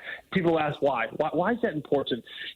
Having these older guys, to the point to your question of being disappointed, because I think this is a group of veterans that come in and really establish a playoff spot and make a run at it. But when you bring in veteran players who've kind of been there, done that, Ryan Suter, he's got playoff experience. Those 2 Edmonton kids, like I mentioned, going to Game 7 just a few months ago. I mean, I can't tell you what it is. And Kelly Chase, to me, he said the best way in a perfect analogy to help people understand. But he said it's like you're going out to a farm, you're deer hunting, and you go out when it's pitch black. It's a country road, right? The NHL is a country road, and when it's dark, and it's a dirt road, the first time you go down that dirt road, it's going to be bumpy, and you're going to take your time, and you don't know where the turns are. But by year 2 and year 3 and more playoff experience and going to Game 7s, all that is just more trips out to the farm, right? And by year 7 and 8, that country road so well, you could turn your headlights off, and you would know where all potholes are. You would know where that sycamore is, where I got 100 more feet and I make my left. It's all those little things where you just get used to it. It takes time, and I think that's Doug Armstrong's, intention, and certainly his tone so far has been, we've already spent that time. Now it's time to kind of almost get a little impatient and to really push the envelope here, because this is a team you got to give him. He put this together in August, a crazy month of August, maybe the craziest August offseason the Blues have had in a long time, but he put that team together to super exceed this idea that 87 points would be an okay thing given the growth. Now, this is a team that without the playoffs this year, I think it would be a misfortune. Joey, final one for me. We've talked a lot about it, what they're going to do this offseason, and we kind of saw it in action, Buchnevich being used as a center. Your reaction when Pavel Buchnevich is said to be potentially a second-line center this season? I was excited. The team, I don't have the exact numbers in front of you, but the team is better, and they win more games when Pavel Buchnevich plays center. We talked to him yesterday, Chris Kerber and I. We were sitting outside during the content day, and I just asked him, I said, hey, listen, how did that conversation go? When did you get the call? Were you surprised? He said, listen, it was a conversation between, Doug Armstrong, his agent, and himself. He said it went very fluid. It was very smooth. It was very quick. It got done very quickly. One thing they did ask Pavel Buchnevich was, are you okay playing center? And guys, you're gonna love his answer because we all know that there's been speculation that Buchnevich feels more comfortable on the wing. He is certainly willing and able to play center. He was actually drafted as a centerman by the Rangers, but we know his comfort level is more on the wing with a Robert Thomas in the middle. So when they asked him to play center in the last couple seasons, I think that he did it willingly, but he just does not love it as much as wing, and that's understand. Now, when they asked him on the phone this summer, are you okay playing center? His answer was terrific. He said, guys, I just want to win. And that to me is the answer that I think Doug Armstrong and Alexander Steen want out of players. They just want to win. What does that look like? I mean, you just want to win the game. I'm watching an interview with Sidney Crosby, the other day when they asked him about his new contract, and clearly is a bit of a pay cut in Pittsburgh, and he certainly can make more money elsewhere. But what did he say? He said almost the same thing. He goes, why do you keep coming back to 8.7? You can make more money somewhere else. He said, because at the end of the day, I just want to win. I just want to win, and you know what? If you take a little less, and this guy takes less, and this guy takes less, then you build a better team that can win. So with that attitude for Buchnevich, to answer your question, Alex, wing center, this is a kid that just loves the city. He loves his team, and he just wants to win hockey games. So I think he's really ready to go wherever Drew Bannister wants him. Going to be as interesting of a camp as I can remember for the St. Louis Blues. We'll be breaking it all down each and every Thursday with Joey Vitale here on BK and Ferrario. Joe, appreciate the time as always, man. Great to see you out here today at the Centene Community Ice Center. We'll talk with you again next week, my friend. Sounds good, boys. We'll talk to you next week. Absolutely. As Joey Vitale joining us as he does each and every week on BK and Ferrario. Appreciate his time as always. That Pavel Buchnevich storyline, man, we're not going to know really whether or not it works until we get 10, 15, 20 games into the regular season. It's going to take a lot of time for us to really be able to break that down. But it sure seems, at least based on what we saw on day one, what we've heard from Drew Bannister as well, sounds like the expectation is he's going to be your second-line center, and they're going to want to find out exactly what that means for them. Yeah, and I mean, JR referenced it, Joey referenced it, the winning percentage with Buch under center, it makes 60%. sense. Yeah, I mean, it makes sense. I mean, we did that for so long with Jaden Schwartz, where it was like, look at their winning percentage when Schwartz is in the lineup versus not in the lineup. So it's not nothing to look at, but it just, I will say when Buch is at center, it does seem he creates a lot more offense than when he's on wing. But I also just view Pavel Buchnevich as a guy that can bring the best out of a Robert Thomas, and I think that you're still looking for that next level for Robert Thomas, and Buch is that guy. To me, and I'll tinfoil theory it, I think you start it with Buch. I think that does a couple of things. It gives you time with Dvorsky to see what he looks like in the AHL, and it keeps Braden Schenn fresh if you need him in the second half so he's not doing too much in the early portion of the season. I don't believe Buch will finish the season as a centerman because I think he provides so much on the offensive side, and at some point you're going to be looking for that next level of goal scoring, and Buch is that. Now, I will say this. Once you move him, you've got to be done. Yeah, he doesn't want to be used because you can't keep doing this thing where one day Buch is a center, the next day Buch is a winger, Buch is center, wing. Decide. Make a decision. Let him get an extended run at center, and if you decide that's the best thing for your team, fine. Play him that way until Dvorsky's ready to go as top 6 centerman. Otherwise, though, if you decide 10 games in, hey, we need him on the wing, do not go back to this. Yeah. That would have to be the end of this experiment of moving him back over to the center, because otherwise it eventually becomes like the Matthew Liberatore thing with the Cardinals. Or it's like, okay, listen, you've got a really good reliever here. Can we just let him be? Because every time that he goes to become a starter for you, you now have to wait another 2 weeks for him to get back into the groove of being a reliever. It feels like it's the same thing with Pavel Buchnevich. Yeah. If you decide to keep going back and forth with him, you're never going to be able to get the best out of him at either of those two positions. So leave him at one spot. Let's see what it looks like, and then we'll be able to make our evaluations accordingly. With Alex and T-Bone, I'm BK. If you missed any of our conversation with Joey Vitale or earlier today, Radek Faksa, another Blues centerman, you can check those both out on the podcast page. 101ESPN.com. The free 101 ESPN app is where you go to find it. They are all presented by Dobbs Tire and Auto Center. Coming up next, the Cardinals rotation was really the sticking point for everybody coming into the season. They've pretty much been as expected, and as Greg Amsinger said earlier today, they're not the reason why you ended up missing the postseason in 2024. We'll discuss that next year on 101 ESPN.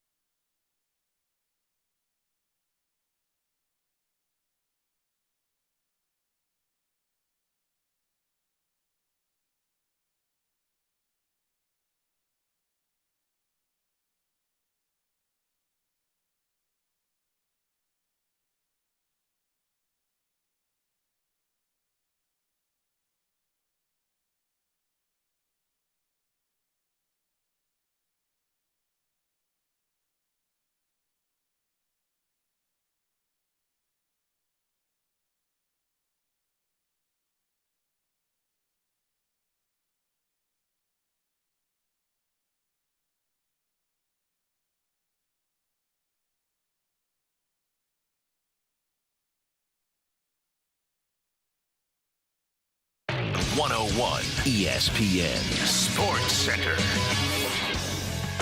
I'm Jordan Deacon. The Sports Center update is brought to you by Saliga Heating and Cooling. Hockey is back. BK and Ferrario are at the Centene Community Ice Center, where Blues training camp has begun. You've already heard from Radek, Faksa, and Joey Vitale today, and hopefully we can get a few more special guests for you as we continue day one of training camp. And last night, the St. Louis Cardinals won the third game of the series against the Pirates by a big score of 10-5. They're at home again tonight, wrapping up the series and hoping to walk away with that sweep. First pitch is at 6:15. I'm Jordan Deacon. The Sports Center update was brought to you by Saliga Heating and Cooling, an independent American Standard heating and air conditioning dealer. More Blues talk, more often. BK and Ferrario are broadcasting live from Blues training camp at the Centene Community Ice Center. Refreshed by Bud Light and E&B Granite. Bernie Federko's only choice for granite countertops, cabinets, and flooring.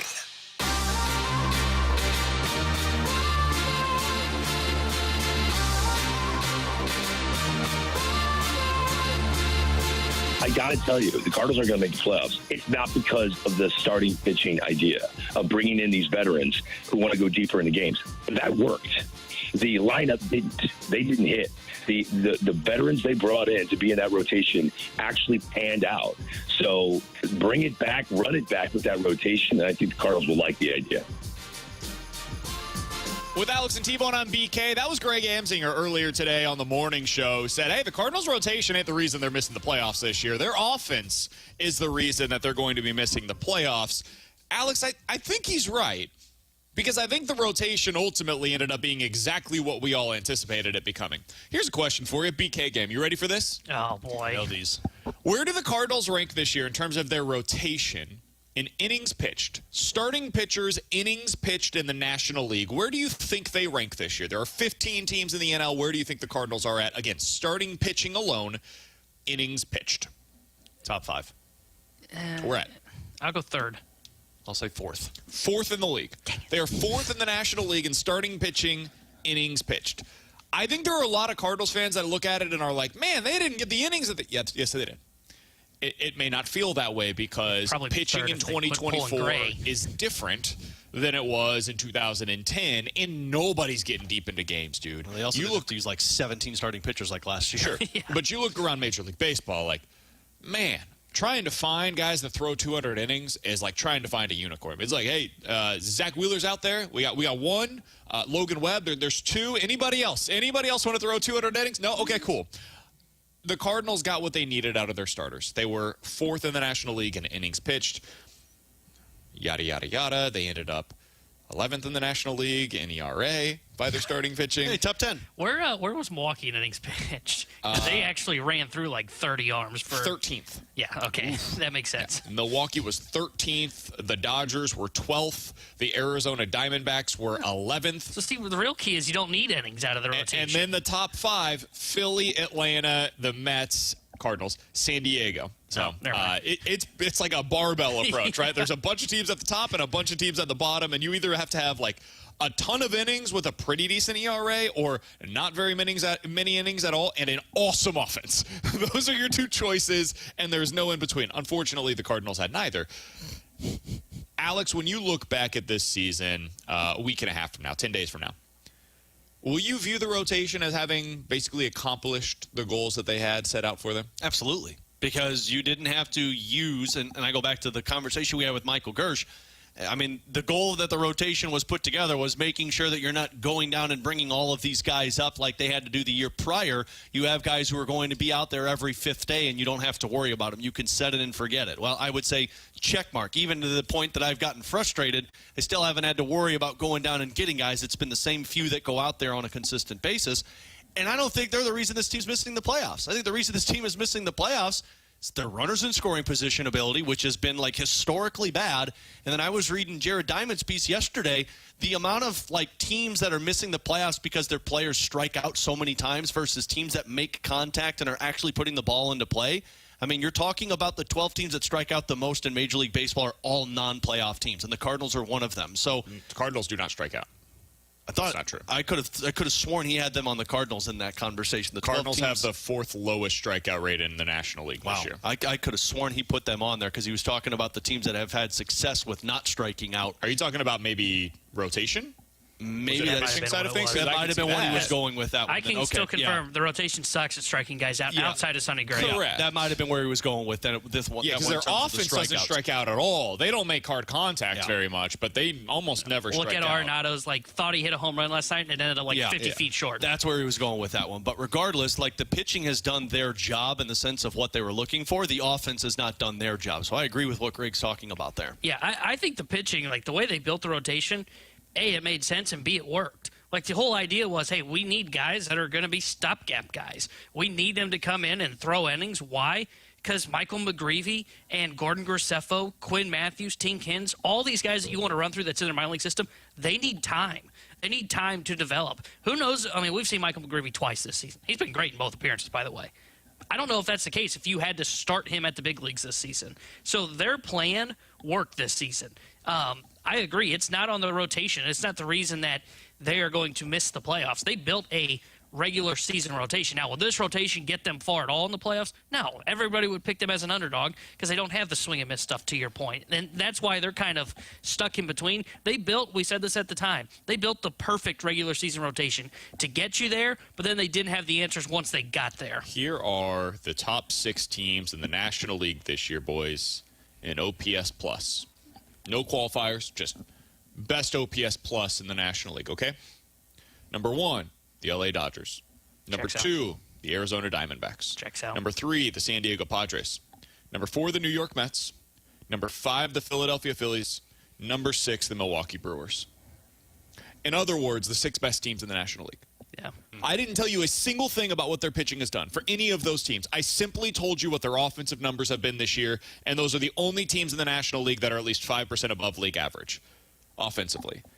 Dude, this has become an offense-driven league. In 2024, I don't know if that will be the case once again in 2025, but you look at some of these rotations. I went through last night because I was curious. I was listening to a podcast. They were talking about how none of the rotations in the National League as you get to the postseason are particularly imposing. And I was like, okay, well, I want to go through that. That feels like a little bit of an overstatement. I don't know, man. It might have been true. The Padres have Dylan Cease, who's really good, don't get me wrong, but a 3.5 ERA, which is basically what the Cardinals have from Sonny Gray so far this season. They have Joe Musgrove, 4.2 ERA on the season. Diamondbacks, Gallen with a 3.5 and Kelly with a 4.0 is their top 2 in their rotation.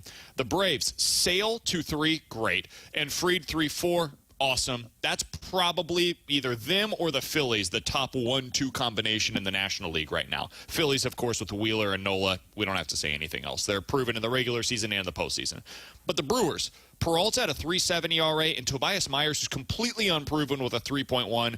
And then the Mets have Sean Bleepin Manaea and Luis Severino as their 1-2 combination right now. See why I won't be picking them when they get there. Dude, as of today, the formula seems pretty clear to me. You build around a stud core group of position players and say, let's see what we can figure out with our pitching. Add as many guys as you can to the mix and hope that they stay healthy over the course of a season, man. The Cardinals almost had the right formula this year. What didn't work for them is that, hey, they thought they were going to be one of those teams like the Dodgers, Diamondbacks, Padres, Mets, Phillies, or Brewers that were going to have an offense that was 5 to 15% above league average. Instead, right now, as you look at it today, it's 5% below league average. Boom, there's your storyline of the Cardinal season. They fell off offensively, and that's why they're not going to the postseason. That's it. It's that simple. Yeah, the offense is the main reason why they didn't make the postseason. But the funny thing is I still say you need to be building around pitching. You know, I think when you get to October, all those teams that we just listed off, when we get to the World Series and we're talking about the teams that are there, I don't think we're going to be talking about their offenses. We're going to be talking about their pitching staffs and their bullpens. So the Cardinals don't have the bullpen. They have the bullpen this year. They don't have the rotation. They were missing a number 2 starter. Yeah. They're one piece away. You looked at Sonny Gray can fit into the 1-2 with these other guys that I just mentioned based upon his criteria from this year. Forget everything else that happened previously. I'm telling you by the numbers, guys, Sonny Gray this year was a legit number 1 or 2 starter that can contend with any of these dudes that I was just talking about head-to-head in any given game. What you don't have is that second guy. Because Kyle Gibson is your second one. He's got a 4.1 ERA. I mean, you could compare him to, Merrill Kelly. I'm going to be honest. More upside than Kelly. Yeah, I trust Merrill Kelly more than Kyle Gibson in a playoff game. But that's where you're at with your second starter. Otherwise, though, man, You were pretty much right there. Your bullpen was right there with all of these other contenders. Your rotation 3 through 5 was comparable to some of these other teams. You were missing that second starter. And that's what it would have been once you get to the postseason. But for the regular season, it's super simple, dude. You didn't score enough runs. Yeah, and that's why the priority needs to be your offense this offseason if you still are going to convince yourself that you can be a playoff contending team. And that's why it shouldn't be, well, we should bring back Paul Goldschmidt. Like, sure, you can platoon him and sure you can use him in certain spots, but that's not what you need right now. What you need is a legit bat in the middle of your order that you can rely on all season, because if your pitching is fine, if your ability to go out there and close games down and close games like we've seen all season is fine, then you look at the area of most weak, or the area that is most weak, and that is your offense. And we're talking about not complementary pieces of like working with the top dudes. You don't have the top dudes compared to what these other teams have that you can rely on. All of that being said, I wholeheartedly disagree with one thing that Singer said, because he said run it back. He said earlier today they should bring back Lance Lynn. I think that's absurd. I would not do that. I would not run it back with this rotation. In fact, I'm trading from the rotation where you have a surplus. I can't believe it took us this long to see Michael McGreevy again, but what we saw from Michael McGreevy last night and what we saw from him in his first start as a Cardinals big league starter, that dude should be in your rotation next year. It's time. Him and Palante as your 4-5 is fine. There's nothing wrong with that. Andre Palante is a perfectly capable number 4 starter at the big league level at this point. And what we've seen, again, in very small sample size, that is their own doing. They have nobody to blame but themselves for not seeing more of Michael McGreevy this year. We should have. That dude's a big league starter. I don't think he's going to have a .9 ERA next year. I'm going to go out on a limb and make that prediction right now. But could he be a mid-4s? Yeah. I think he could replace basically what you got this year out of Lance Lynn. I think you could get that out of him next year. I wouldn't be surprised at all. And the nice part with Michael McGreevy, I got to double check this, but it's not like he's a young arm that's coming up and like is maxed out at like 120 innings. I think like if you call him up next year, he's throwing 150 innings at the AAA. He's covered 160 innings. Zero restrictions. He could give you 180 next year. Exactly. And that's the nice part. Like he could come in, and if I told you he had not this Michaelis season, but last year's Miles Michaelis season as like a number 4 starter on like the league minimum. $700,000. Great. Sign me up. I'll hit that button every time. And then you have Palante in the rotation as well. You've got one of Gibson or Fetty that's kind of in that spot as well, along with Sonny Gray. You need that number 2 in that rotation. But that's a rotation that you could look on and go, okay, now we've got something here that we're really maybe cooking by with. midseason, Quinn Matthews is like, oh, okay, they really have something. Like, okay, there's their Cole Reagans. They found their Cole Reagans. He's going to pair with Sonny Gray at the front of the rotation. Now you've got a couple of young guys at the back end as well. And now we've built a cost-effective rotation with 3 of those guys being very cheap, very young, cost-controlled for years to come, and a rotation with some upside. There you go. Again, what they're missing is the offense. It all comes back to what are you going to do about the offense? How do you improve that going into the offseason? And I don't have a good answer for you. And that's what makes it tough is I agree they need another bat. They need someone to pair with Contreras, but I don't know if it's just that's the missing piece. You know, I think they're missing 1 or 2 or 3 pieces for the offense, and that's what makes it tough. They need changes. It needs to look different. It needs to feel different going into next season when it comes to the offense, and that's going to be something that we spend a decent portion of the offseason talking about. With Alex Ferrario and Tanner Hendrickson, I'm Brandon Kiley. We've got Jordan Deacon back in the studio for us today. We are broadcasting live at the E&B Granite Studios out of the Centene Community Ice Center, and coming up next, we're diving into the junk drawer here on 101 ESPN.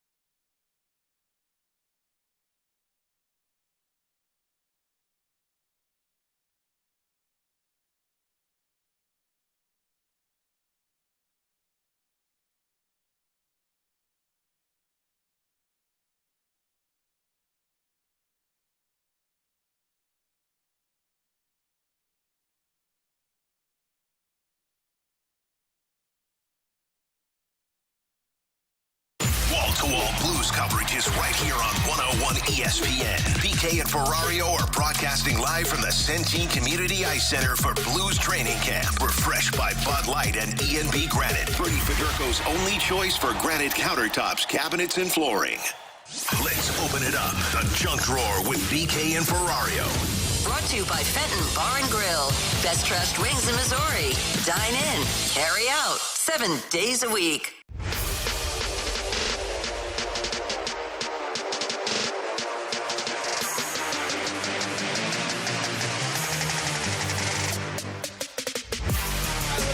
Junk Drawer. T-Bone, what do you got for us today? All right, guys, so I follow a lot of stuff that kind of surrounds the movie industry because I like to stay hip with the pop culture. Oh, it's what the kids say these days. So I saw yesterday that it was kind of a timeline of like what the next stuff that's coming out for like Transformers. You know, not the biggest fan, but you know, just saw it. Man, I was a big fan of Transformers in the early days, the Megan Fox days. Oh, yeah. Shia LaBeouf. Woo! Yeah.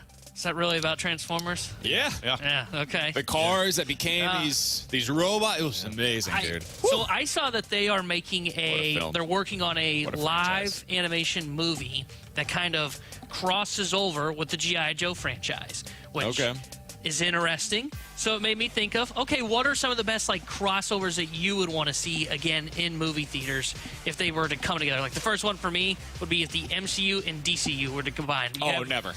You Would have never Batman happen. with Iron Man. But it would be awesome. Nope. Yeah. Star Wars and Marvel. Whew, the two. Well, that could happen. It's that would be owned awesome. by Disney, so that makes a lot of sense. Well, the two of my favorites that have happened, which I think they should do more of them, was Freddy vs. Jason. Sure. That was an incredible one. And I thought, it's like, okay, well, you got like so many other like horror serial killers that you could have crossed over with. And then the other one was Alien vs. Predator. I think they only made like 2 of those. And the first one was outstanding. Those were 2 that it was like, oh, okay, you guys nailed this one. I think King Kong and Godzilla was way too overplayed. They made like 7 of those, and it's like, okay, what are we doing here? They've run that back 100 different times. Yeah. I think Disney could do some of this stuff, like Pixar types of films as well, where you could have some crossover movies. Now, they're already remaking everything with sequels and trilogies and prequels and all that. So they're extending within the same franchise right now, more so than they are considering, I would imagine, doing these crossover movies. But yeah, like a Toy Story with Wreck-It Ralph kind of a show. You could do something like that. Like those are the kinds of things that you could potentially have some fun with. Another one I thought of that would have been kind of cool live action is your boy Tom Cruise and do like the Mission Impossible with James Bond. Okay. Because you get kind of the American secret agent combined with the MI6. That would be kind of fun. I got the best one. Fast and Furious and Bad Boys. Will Smith and Martin Lawrence. What is the plot? Trying to arrest all of Vin Diesel's people who are breaking the law in their vehicles. Genius. The car chases would be phenomenal. I feel like you could do something with like a Taken franchise. I don't know what the specific crossover would be, but yeah, you could do something like that where you've got 2 different action films that come together with Taken. Like you'd probably need somebody from a different action film to become the villain in something like that. So you've got Jason Statham trying to track down whoever the villain is from another movie. That's a crossover kind of thing that you could potentially do. You could maybe do something, I'm trying to think of what the specific film would be, but you could potentially do something with like a Mad Max type of a film as well. Mad Max, Fast and Furious. That would be 2 worlds colliding. That'd be a little too much. That's okay. That's what it's for, right? You put those together. What was the movie Denzel Washington was in? Equalizer? Equalizer versus John Wick. Somebody said Taken and Toy Story would be a great crossover that we would all need in our lives. I don't know how that one would go. I don't need to see Liam Neeson going buck wild on Woody. Yeah, we don't need that. We don't need that at all. Ruin my childhood. All right, that's Tanner Hendrickson. He's Alex Ferrario, and I'm Brandon Kiley. You're listening to BK and Ferrario here on 101 ESPN. If you guys want to check us out on YouTube, you can do exactly that. YouTube.com/101 ESPN STL. I would recommend going ahead and subscribing over there, bookmarking the page as well, because throughout the Blues season, we're going to have player interviews each and every Friday here on BK and Ferrario. They're going to be coming by after they've got their morning skate taking place, and tomorrow we're expecting a couple more players to come by as well. Earlier today, we had Radek Faksa stop by after his first practice in a Blues uniform. So check that out, youtube.com/101ESPN STL. Be sure to subscribe, like it as well. Bookmark the page so it's easy for you to get back and be able to see all of your Blues access right here on your home of the Blues, 101 ESPN. Hey, coming up next, the Blues are going with Schenn on the wing again, it looks like. And Alex did some interesting research on the amount of playoff games that the Blues have on this team compared to what they had back in 2010. He'll share what he found on that coming up next here on 101 ESPN.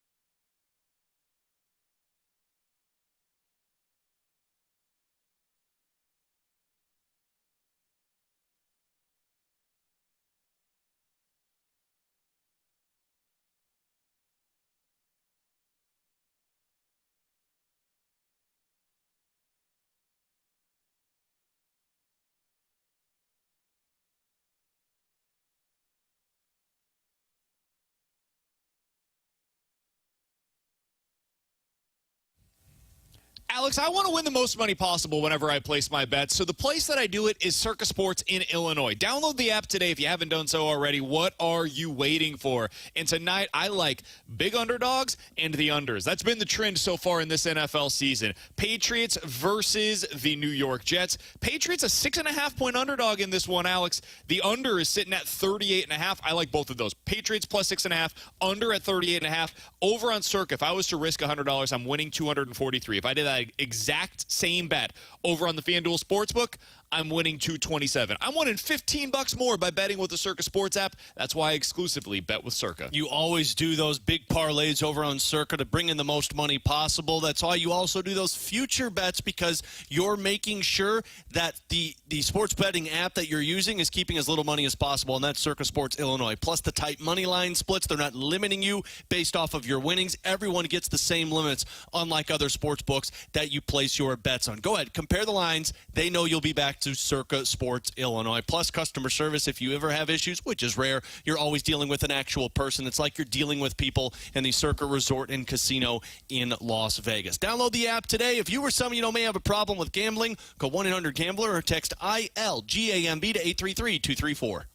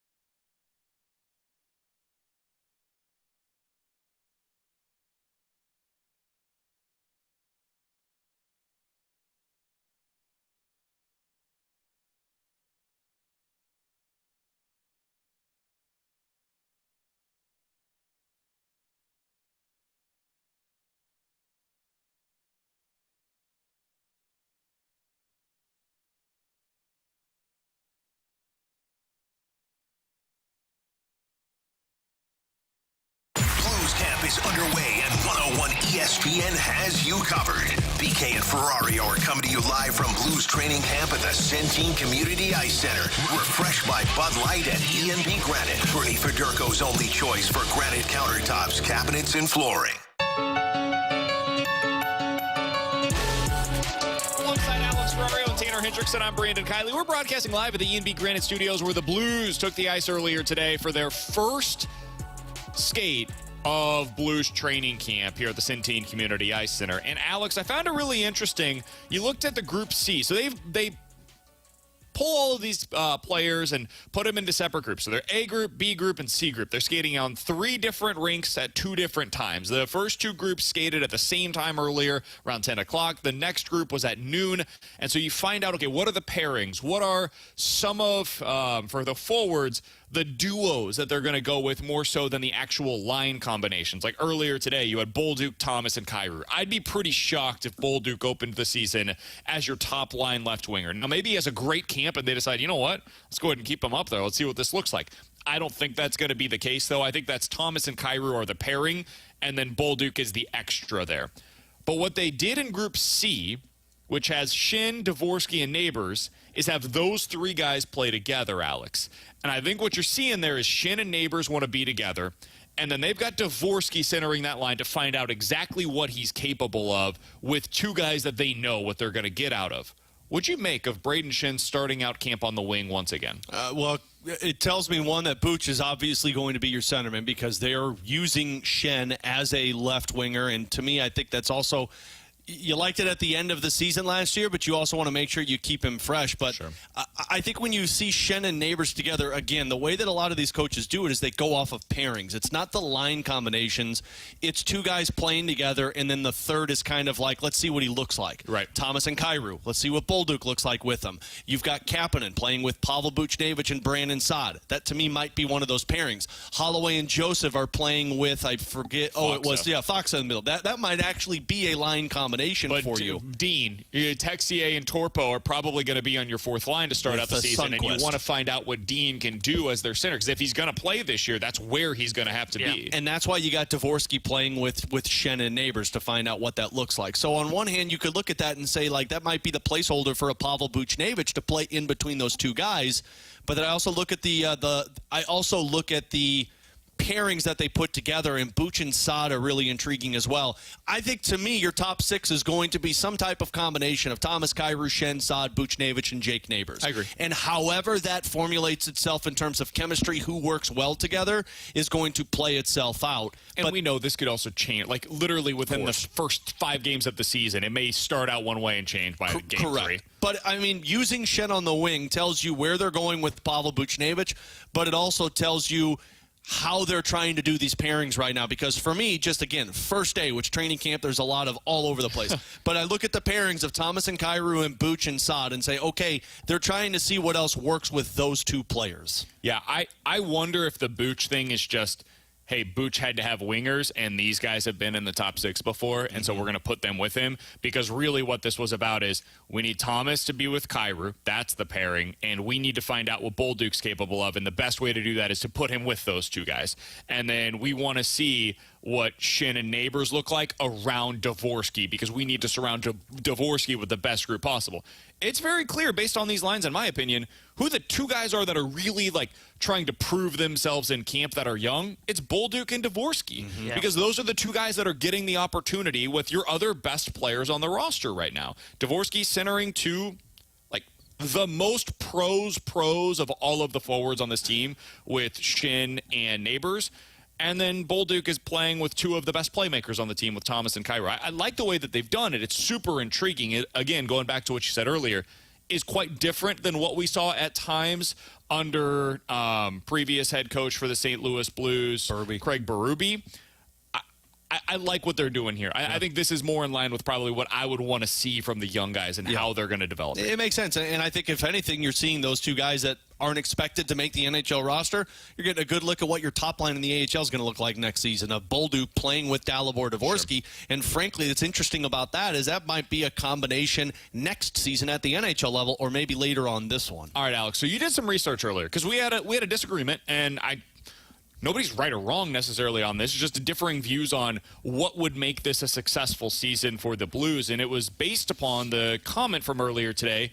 Doug Armstrong said, hey, this is the deepest roster that he can remember that the Blues have had, the most competition going into camp that he can remember since like 2010 to 2012, that range of teams that the Blues had. And you agreed with him, and you said, hey, I think this can be a playoff team. I think my expectations are that they're better than they were last year, and I think it would be disappointing if they finished with the same number of points that they did in 2010. And I took the other side on it. I think 87 points for this team would probably be disappointing unless you told me, hey, the young guys had really good seasons, in which case I can live with 87 points as long as you got good returns on the young guys. Alex, you went and did some research on this, comparing where they're at right now with their roster, the experience, and really the playoff experience that they have right now compared to what they have had in the past. What did you learn about the current Blues roster when you did that? That this team has a lot more playoff experience on it than that team in 2010-2011. And the reason I was curious was because Joe brought that up. And when he said that, yeah, it would feel like a disappointment because they've added a lot of experience in the postseason. And I know experience in the postseason doesn't matter unless you make it to the postseason. But the guys that have so much experience in the postseason know what it takes to get there. And I know that sounded like a word jumble that I just put together. But to get to the postseason, you got to make sure that you avoid those lulls, those droughts, those 4, 5, 6-game losing streaks. And in 2010-2011, that year that comped by Doug Armstrong and at 87 points missed the playoffs, it was fourth place. They had 124 games played in the playoffs on that roster. So it was a very inexperienced group of younger players. And they had 3 different 5-game losing streaks that season, 2 different 4-game losing streaks that season, essentially what kind of kicked them out of the playoff conversation.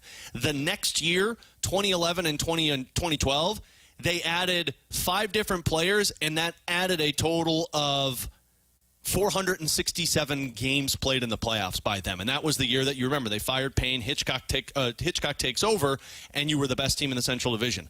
This season, they have a total of 891 playoff games played on their roster, expected roster that's going to be on this team.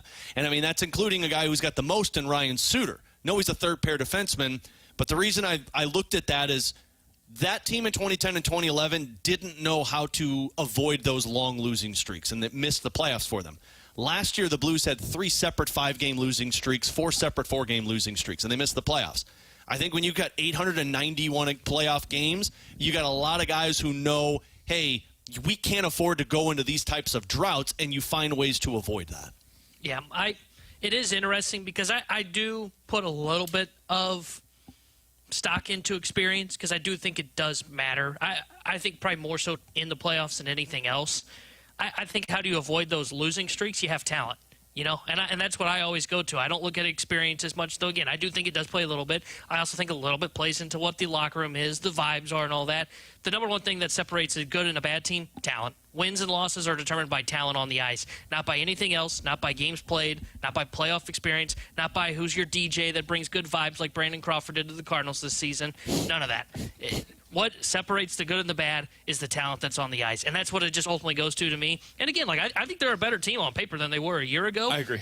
I just don't know. I think we all agree with that. If we use that as a starting point. It's just a matter of where you think they are in terms of the points-wise and how you think the West is around them. Like, me and BK agree that we think the West is a little bit better around them, and I think Alex is more on the side of, you're a little bit skeptical on some of those teams that we are a little bit higher on. Correct. It's funny because I think the top has come down a little bit. I don't think the top teams in the Western Conference going into this year, like Colorado, Vegas, Edmonton, those teams, I don't think they're as good as they were over the past few seasons. Mm-hmm. I think we were in a really good run there for about a 4-year stretch or so of the top of the West just being pretty freaking good, man. Like, unbelievable teams, top to bottom. They had basically everything. Really, the only question for a lot of those teams that ended up coming out of the West, it's a big question, but a question...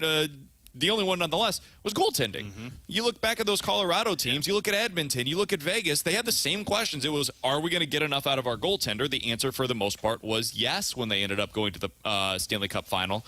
But otherwise, like, they had really good teams top to bottom. Deep, stars all over. Yeah. They were excellent. And I think this season, the Western Conference has, like, 2, maybe 3 top-heavy teams. Yeah, and I don't feel the same way about those teams as I did previously.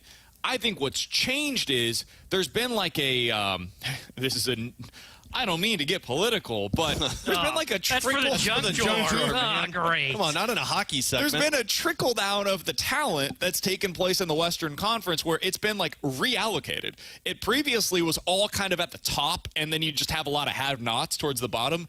Now I feel like you look at the Western Conference, dude, and there are very few teams that you look at and you say on any given night, yeah, that's a gimme win. Yeah. San Jose is still probably that, but Anaheim's still probably that. Maybe Chicago. Other than that, dude, everybody else has a chance going into the season, or at least believes that they do, to get into the postseason. And I think that's the difference to me, and that's what could make it difficult for this team to get to, 95-plus points. The West feels like it's entering that transition period. There's always like a 4-year stretch where you do have kind of the, I don't know if you'd call them the super team, but the top-heavy team that we're talking about, and then everybody wants paid on those teams. So what happens? That talent starts to trickle down. You get kind of into that mushy middle where the Western Conference is good. It's not as top-heavy. And then in about 2 years from now, we'll probably see somebody separate. Somebody will separate again, and we'll look and we'll go, holy crap, that team is really good. And then they'll have their 3-year run, and then it goes. It's the cycle. It's the circle of life, as they like to call it here in the NHL. Nice. I just think what they've added is they've added players that raise that ceiling for the Blues, and last year they didn't have a lot. The guys that raised the ceiling for the Blues were Thomas, Kyrou, Buchnevich, and that was about it. That's interesting because I think we view this differently. I think I view it as they added players that raised the floor. Yeah. I think they've added a couple of guys that raise the ceiling in terms of Broberg makes that defense much better. Holloway makes your depth of scoring much better. And then, of course, you've got the... I hope Holloway's good, man. And some of this is like he better be for what we're expecting out of him. Well, I mean, I'm expecting 15 goals out of him, but I think it adds more of. But that's not a ceiling guy. Like 15 goals out of a third or second line winger is what you need. Yeah, but that's not upgrading the ceiling. To me, it's the style of play he plays. You don't have the guy that played the style of hockey that he played last season. Last season, you had guys that were supposed to be 30-goal scorers that didn't shoot the puck or score goals. Now you got a guy that he might be a 15-goal scorer, but does he elevate the line combination that he's a part of for the style of hockey he plays? Maybe. I think he better.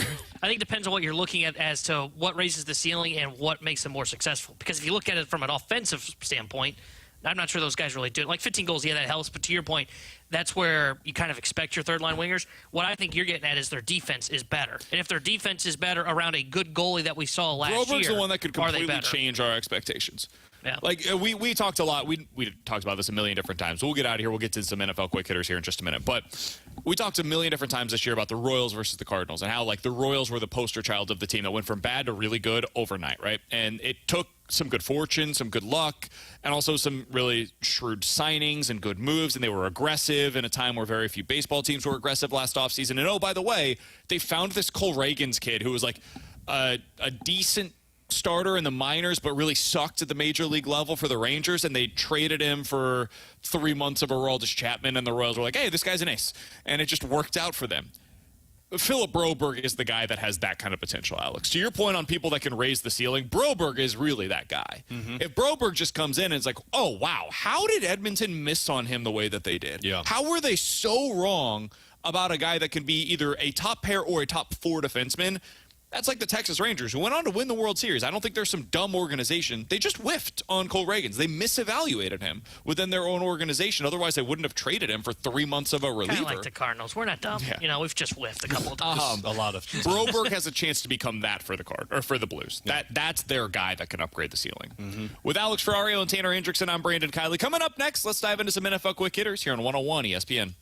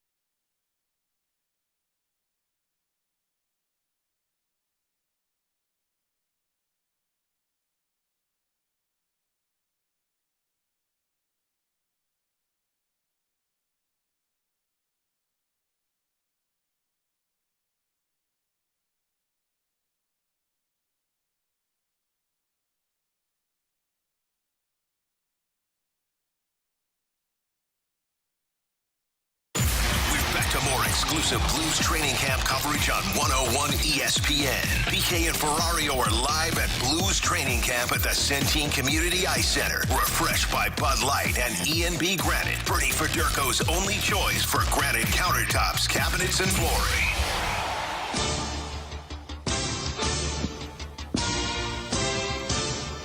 Alex, we're broadcasting live today at the Centene Community Ice Center because, yes, it is indeed the first day of Blues training camp. We're going to be here tomorrow as well. We'll have a couple of players stop by, so be sure to stay tuned to your home of the Blues, 101 ESPN. And tomorrow night, it is time for Blues and Brews. We're even getting Alex out of the house. How about this? Friday evening at the Anheuser-Busch Brewery, get fired up for the Blues season at this outdoor street party.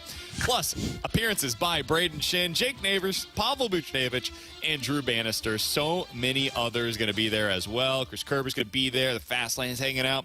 Tickets on sale right now, 101ESPN.com. Blues and Brews is refreshed by Bud Light and by 101 ESPN. We will see you there on Friday night. They not teach you how to pronounce your P's at Mizzou? P's and F's is I don't know why similar. specifically this read just gets me.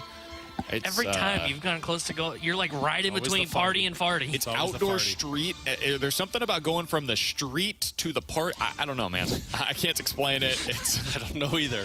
It really gets me. It trips me up. Outdoor street. I always say the F always comes after the street word. That is absolutely correct. Okay, let's get into some NFL quick hitters because tonight we've got Thursday night football and it's going to be one hell of a barn burner, ladies and gentlemen. Was so excited to be there. Yeah, we've got the Patriots and we've got the Jets.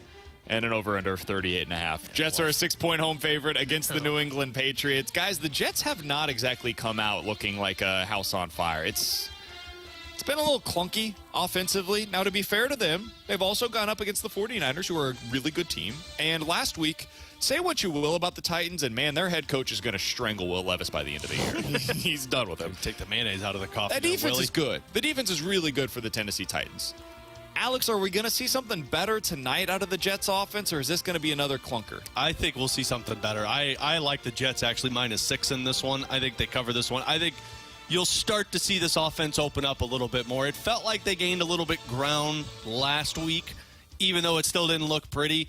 The part that I'm still interested with this Jets team is their defense. Like, I thought it was supposed to be one of the best in the NFL this season, and it hasn't felt that way through the first 2 weeks. But I think this is the opening party for the Jets. You're home. You're against the Patriots. Yeah, I think this one's going to be the night we're talking more about their offense. T-Bone? I think it's going to look better. I still don't know if you're going to come out of it going, they look great. You know, I think I saw a stat the other day. I can't remember how long it was. Rodgers has gone, I think it's like 14 or 15 games in a row without throwing for 300 yards. Yeah, since 2021. Yeah. So that right there is somewhat that feels off because when I think Rodgers, you know, you think back to even with Green Bay, he had some decent weapons around him. Now he's got an okay cast of characters with him with the Jets. I do think the offense will kind of open up a little bit more as they get Williams more involved. His snap count slowly starting to get back up there. And it looks like they got a decent 1-2 punch in the running back room with Breece Hall and I can't remember the 20-year-old's name that they showed off. Braylon Allen. Yeah, Braylon Allen, who had 2 touchdowns in the game the other day. Like, I think you'll see it kind of start coming together. But if Rodgers hasn't thrown for 300 yards in like 18-plus games, that's not a fluke. Yep. Like, that tells me that there's something going on, and that right there may lower the ceiling for the Jets this season. Yeah, I think this is going to be one of those games. I mentioned it during our Circa read. I think that the Patriots end up covering the spread, 6.5 points. I think it's going to be within a 6-point spread, and I don't think there's going to be a ton of points scored in this one. The Patriots are going to do what they've been, which is run the ball from start to finish, play good defense, hope for a couple of turnovers, and if they get them, they'll win, and if not, congratulations to the Jets on your 20-16 victory against the New England Patriots. It's going to be a grind. It's going to be ugly. I think the Jets win this one, but I do think that the Patriots will ultimately cover. Alex, the other thing that I wanted to ask you a little bit about going into this weekend is passing offenses. Because we've talked about this. Passing offense is way down in the NFL. There's a nerdy number called advanced net yards per attempt. Yikes. You didn't understand what I just said. It's basically OPS plus, but for passing offenses in the NFL. Okay, that's the easiest way to explain. We really needed that for football. Yeah. Welcome to pre-calc. It just incorporates interceptions and sacks into what the passing numbers are. We should just go by interceptions and sacks. Well, you add that into the passing yardage, and now you get this. The nerds are trying to ruin football, and I'm not having it. Every sport, man. Based upon that nerdy number, here are the top 5 passing offenses so far in the NFL. You ready for this? This could be a wild offense. Number 1. Any guesses? Saints. Saints it is. They've doubled up the second best passing offense in the NFL that so far. won't last. Number 2. Any guesses? Who else has been going crazy offensively? Minnesota? They are number 5 in this regard. Okay, I figured I'd be high up there. Houston. No, they're not in the top 5. That's a good guess. I have no idea. Jeez, Arizona? Oh, no, they had a bad first game. Arizona. They are at number 4 on this list. So you've got 1, 4, and 5. You're missing the 2 teams that are tied for second right now. Oh, man. I'm trying to think who else. One of them had a big week last week. Won me a little bit of money in my daily fantasy lineup because I played their quarterback in their 2 top receivers. Give you one more guess. I was going to say, I don't know about your daily fantasy. Tampa Bay Buccaneers. Baker Mayfield has been great so far this year. Chris Godwin has been fantastic as well. And then tied with them, surprisingly enough, is the Buffalo Bills. Buffalo Bills offense is second right now in the NFL in passing net yards per attempt, a nerdy number that basically just tells you they've been super efficient offensively. What do you make of that? The Saints, the Bills, the Vikings, the Bucks, and the Cardinals have been the 5 most efficient passing offenses so far this year in the NFL. That there are some really good teams that are having some really crappy starts to the season. Oh my gosh. Is that something or nothing? I mean, the Buffalo one is wild to me because I don't even know if I could tell you who their leading receiver is in yards right now because nobody has busted out in terms of, well, that guy's great. It's been Josh Allen and James Cook. I know it's not Coleman. I cut that dude. I mean, I don't think the Saints continue. The Cardinals, I think, probably maintain that. I think Buffalo could probably maintain that. But everybody else, I don't think Tampa maintains that. I don't know, man. Their offense looks good. And I don't buy into the Saints. And it was the Vikings. I also don't buy into Sam Darnold. So 3 of those 5, I do not think finish anywhere near the top 10. I think Kyler has played the best quarterback in the NFL so far this year. I don't expect that to last. Yeah, that's it too. Agreed, but I think he might be good. I think top 10. I think their offense maybe is interesting and creative. Yeah. And Marvin Harrison Jr. turns out it's really good, just as everybody said going into this year's draft. And Trey McBride's an excellent tight end. To be clear, the nerds were the ones that were trying to tell us Harrison wasn't because he's slow. Well, that was a weird thing like this. That got misconstrued completely. All right, you guys want to hear the best passing defenses so far in the NFL? Okay. I'll go through these because it's not as the fun Bears to on guess. there? Passing defenses, the Steelers. Bears are not among the top 1 so far this year. Steelers have to be. Patriots have to be. Steelers are up there. Number 1, though, Seattle Seahawks. Makes sense. Mike McDonald coming over and immediately making his presence felt. After that, the New Orleans Saints. What on earth? Then the Buffalo Bills, Minnesota Vikings, Pittsburgh Steelers, and then you've got the Chargers and the Texans. So it's been a weird start to the year, man. I don't buy the Texans for how that first week went against the Colts. This feels a lot like where you look up at the standings, like at the end of the first month of the baseball season, you're like, whoa, the Pirates! And it's like, guys, weird-ish happens. Pump the brakes. Let's wait 4 weeks. Everything's going to be fine. If you told me, hey, 1.5 of those teams, or just one team, will still be in the top 5 offensively or defensively by the time we get to the end of the year. Defensively is a little bit different. Offensively, I would say maybe 1 will still be up there. All right, so I've got my pick'em challenge that I'm doing with the Fast Lane this year. Yeah. Can I get your guys' advice on a couple of these going into the weekend? He's going to blame us if he gets these wrong, by the way, T-Bone. Bears and Colts. These are just straight-up picks. These aren't against the spread. Bears are on the road on Sunday afternoon against the Colts. Bears. What am I supposed to do with that? I would take the Bears. Yeah. I don't think Anthony Richardson has any success against that defense. Yeah. Okay. YOLO offense won't work against the Bears defense. It doesn't work with a defense that basically dragged themselves back into their first game of the season. And I don't know if the Colts defense has been all that impressive. Not against so the run. far. And then that doesn't make Caleb Williams have to throw the ball as much. All right. Yeah, that's right. I fell for the trap in Green Bay. Saints at home against the Eagles. Oh, that one. The hell am I supposed to do with that? I mean, I told the guys last week, I said, there are 3 games on Sunday that I'm going to change 10 times between the end of our show on Friday and the start of those games on Sunday. And I think I did change them all 10 times, and I went 1 and 2. I think I'd go Saints. Yeah. I just don't like Nick Sirianni, and I don't like that Eagles team right now. Especially if A.J. Brown's not playing. I don't know if I believe in that too. I forgot about that injury. I don't know if I believe in the Saints offense. I've seen the Eagles' defense hasn't been that impressive. Well, and I believe in the Saints' defense because they've always seemingly been good, and Philadelphia's offense without A.J. Brown, all you got to do is stop Barkley, and then Jalen Hurts puts himself into panic mode. You don't have to worry about him catching the ball. Well, very true. Or throwing it because he throws Ravens against the Cowboys. Cowboys are at home. Because Cowboys are the underdog, right? And to me, that's a trap. That's a trap. That's a trap. That's the one I'm not going to fall for because I think the Ravens, they can't block. I might get to Lamar Jackson. I mean, I catch him, but I could at least get past their offensive line. They're not going to stop Parsons. They have no answers on the offensive line. So Jackson's going to be running around like crazy. It's why I thought the Raiders could beat them. What's the trap, though? Well, the Cowboys are the underdog. Well, Baltimore's the Ravens being favored in that game. That's the trap. Baltimore can't throw the ball like pick the Ravens. No, you should pick the Cowboys. Baltimore can't throw the ball like at least Cleveland tried to figure out what to do last week. Like because Lamar's going to be under duress that entire game. Yeah. I think we just made him go 3-0. I mean, I feel 3-0. Those are all my bets for this weekend. I hate this slate. All right, he's Alex. That's T-Bone on BK. Coming up next, what have we learned about Masyn Winn's upside based upon his rookie season? We'll talk about it here on 101 ESPN.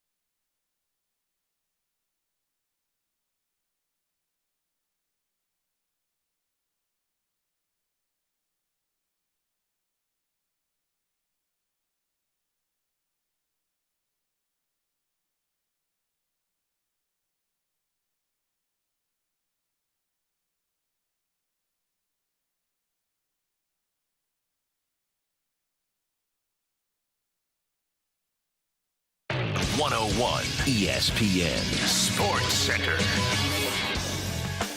I'm Jordan Deacon. The Sports Center update is driven by Johnny Londoff Chevrolet and Johnny Londoff Autoplex. Last night, the St. Louis Cardinals won the third game of the series against the Pirates by a big score of 10-5. They are at home again tonight, wrapping up that series and hoping to walk away with the sweep.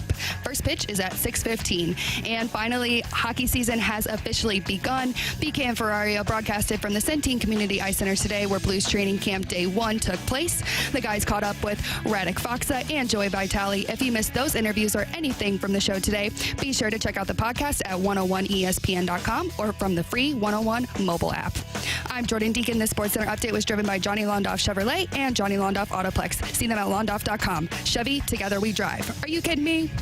More Blues talk, more often. BK and Ferrario are broadcasting live from Blues training camp at the Centene Community Ice Center. Refreshed by Bud Light and E&B Granite. Bernie Federko's only choice for granite countertops, cabinets, and flooring.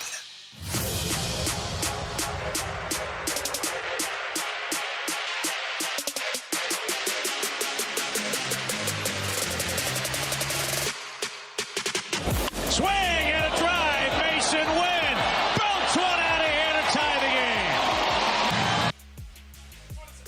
That's what it sounded like last night on Valley Sports Midwest. A home run by Masyn Winn. It's been one hell of a year for Masyn Winn, man. Overall, I think we've kind of underestimated how good he's been, Alex, just because the team hasn't been great. Dude, he's got 14 home runs now. And this is a guy that was known as a glove first player. Bat will develop over time. He's been an above league average hitter for the Cardinals. He's batting .270 in a league where nobody really hits for average anymore at this point. Alex, when you look at what he's been able to do, what he's proven to you, has it changed at all how you feel about his upside for the Cardinals long term? I mean, yes, because I thought he was going to be just a prototypical 9-hole hitter moving forward. I thought like Masyn Winn was the guy that hits around 200 by the end of the season, but you know you're getting gold glove defense. Essentially what the back end of Yadi's career was, where it was like, yeah, he's fine, but the defense is why he's playing every single day. I don't think that any longer. I know we've talked about him being a long-term leadoff man option. I don't know if that's the case. I do know that this is a long-term impact bat because he seems to come up big in big moments. You measure the clutch gene however you decide, but when he's at the plate with runners in scoring position or when he's at the plate in a moment where the game feels over, Masyn Winn seems to come through for this Cardinals team. So now that you've seen a guy, and look, I understand it's a rookie season, the expectation is probably to take a step backwards in your second year, but I've seen him do it from start to finish with this team when, frankly, they've had zero offense and he's been a bright spot. He's improved the expectations for me because I no longer look at this guy as just a defensive first player. I look at him as a key piece of this core moving forward if they want to compete. So we've made this comparison a number of different times. I said coming into the season, hey, would you guys sign up, hit the button for Masyn Winn this year to put up what Jeremy Pena did as a rookie for the Houston Astros? Pena as a rookie hit .250. Masyn Winn is hitting .270 right now. Pena as a rookie slugged .425. Right now, Masyn Winn is slugging .411 overall. That's a 102 OPS plus for Masyn Winn. It was exactly a 102 OPS plus in 2022 for Jeremy Pena as a rookie as well. So they basically locked it in. They got the almost exact same production offensively from Winn as what the Astros did from Pena. Winn is 2 years younger than Pena was when he was a rookie. He's also a better defender, in my opinion, than Pena was early on for his career with the Astros. Pena is now a 7-hole hitter on what is a potential World Series contending lineup. I think that's probably where you want Masyn Winn to fit in long term. I think you look at this team and the way they're constructed. We talked about this, I think, a few days ago, about them going with that OBP at the top, switching away from the right-left to right-left, just saying, hey, Donovan and Nootbaar, you're our 1-2, and we're going to make it work, and we're going to go with a high on-base percentage at the top. We'll get our boppers in the middle of the lineup, and then we'll figure things out with speed towards the bottom. I think that's probably where Masyn Winn fits long term. I know there's going to be people on the text line that are mad at me for saying that he's not a leadoff hitter. I don't know that I want a leadoff hitter that doesn't slug for a ton and also only gets on base 31% of the time. That's not my prototypical leadoff guy. I think he's done a good job, but that's not the guy you want there long term. If I told you, Alex, that he has a similar career now for the rest of the way to what Pena has been, which is roughly league average offensively, how do you feel about that? I'm fine with that because I didn't expect that at all. I mean, I would take league average for the rest of his career and still get that gold glove defense specifically at such a pivotal position for this Cardinals team because that's That's achieving something that you didn't expect to achieve when you were the Cardinals. When you drafted Masyn Winn, you did not expect a league average hitter who's in the lineup for 162 games. I am on board with that, with the hope that maybe you get more power. Maybe he does become a 20 home run hitter for you. But if you're telling me it's league average with him, absolutely. I think Masyn Winn is a super valuable piece, man. 4-win player is what he's been so far this year by wins above replacement. You look at it, he's going to probably finish with roughly 30 doubles, 15 home runs, more than 50 RBI, and then like 10 to 15 stolen bases. If you told me that's what he becomes as a consistent player throughout his major league career, dude, write that in pen every year for the next decade at shortstop, and you're feeling really, really good about it. It's not an MVP candidate. It's not Carlos Correa. You're not going to ever see him be like maybe Francisco Lindor.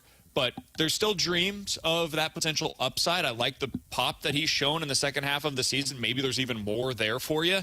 But what he's shown already is plenty good enough. All right, last thing that I wanted to get to before we'll get to the rewind coming up on the other side, and then we'll give you a chance to win a pair of tickets to a big concert coming up this spring to see Brooks and Dunn. That's coming up in the rewind as well. Did you guys see this from Bob Nightingale? We got an update on the Cardinals' president of baseball operations situation, and I totally missed it over the last couple of days. Boogie on down. Bob Nightingale in USA Today, quote, while John Mozeliak, the president of baseball operations for the Cardinals, plans to step down after the 2025 season, Special Assistant Chaim Bloom is expected to have much greater authority next season, perhaps even becoming the top baseball decision maker, end quote. So is it just an open secret in baseball circles that Chaim Bloom is taking over here? Apparently, because Buster brought it up the other day as well. So Chaim Bloom's the Pobo without actually being named the Pobo. Yeah. And, like, honestly, that's good. I'm fine with that. I don't mind it long as it's not this, where it is, hey, in case you didn't read Bob Nightingale's piece, you'd have no idea. Yeah, I still think that the Cardinals need to actually, paint a direction. Because the problem they have right now is it's not a secret that Mo's stepping down after the end of next season. But what you can't have happen is when they hire the next director of player development, if you don't say that Chaim Bloom's the guy that's pulling the strings, everybody's going to connect the guy immediately to Mo. And that's where you're not going to have that honest communication that we talk about with Doug Armstrong and the St. Louis Blues, where everybody knows, hey, Steen's the guy that's going to be taking over in 2 years. He may not have pulled off the offer sheets of Broberg and Holloway. He was in the conversations. The other thing is, it is different because Steen is learning. He has no idea what he doesn't know. Right? The same thing would be true if you're going into a new company and you're trying to take over a new role. Man, it's going to be a lot of learning before you're able to really take on that role and run with it. That's what Steen's doing right now. Dude, Chaim Bloom knows what he's doing. He's been in charge of a farm system with the Tampa Bay Rays, and he's been in charge of an entire organization's baseball ops with the Boston Red Sox. He doesn't need to learn on the job. Now, maybe he needed this year to learn what the Cardinals' way of going about things is and to learn about their organization. What do they have? What are they missing? Those kinds of things. I totally buy that. But now if they decide this offseason, hey, he's going to be the next guy, just name it.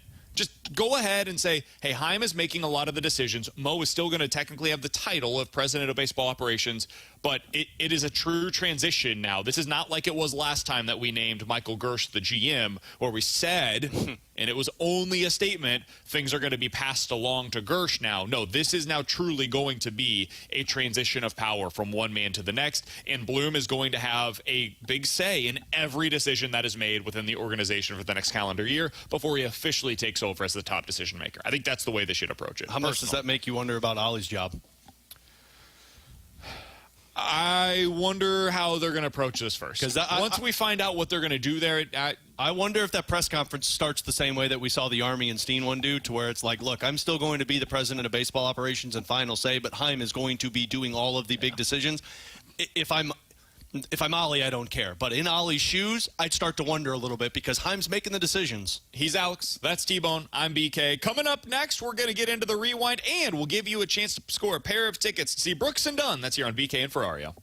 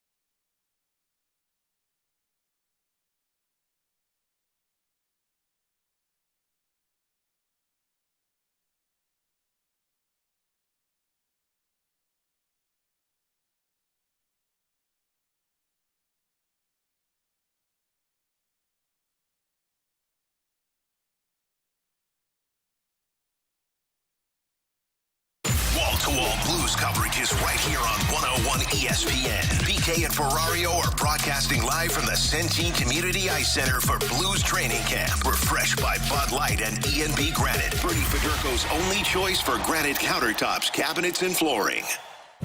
Let's run it back with the Daily Rewind on BK and Ferrario. Brought to you by Gloria Loom. Your home sold guaranteed realty. Selling your home begins at GloriaHasTheBuyers.com. Hey, now's your chance to score a pair of tickets to see Brooks and Dunn with special guest. I get that, though, because you did it in the same voice. Blues and Brews, Brooks and Dunn. That's coming up on Friday, April the 25th at the Enterprise Center. Text in right now, 314-399-9646, and it is your chance to win a pair of tickets to see Brooks and Dunn. Blues and Brews. BK and Ferrario. If you have the correct answer to the following question and your texter number 101, you're going to win those tickets. So earlier today, T-Bone brought up a collab that's going to be taking place between two movies. What are those two movies? If you have the correct answer, your texter number 101, you are going to see Brooks and Dunn coming up in April. You can also see us tomorrow at the Blues and Brews. That is at the Budweiser Brewery. With Alex and T-Bone, I'm BK.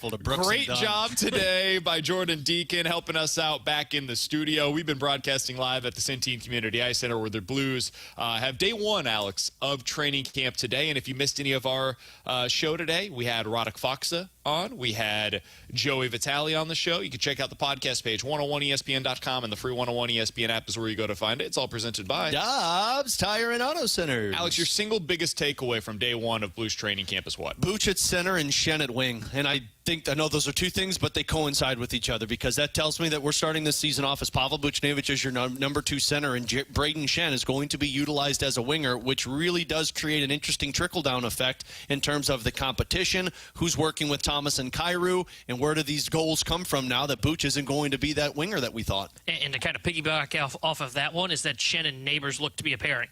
And if that's the case that he's playing the wing, those two are probably with Buchnevich, which is interesting. I don't know how I feel about that as a second line, to say the least, but because I like Neighbors with Thomas, but that doesn't look like what they're going to do, at least from day one from what we've seen. Yeah, I thought it was twofold. One, the Buch thing.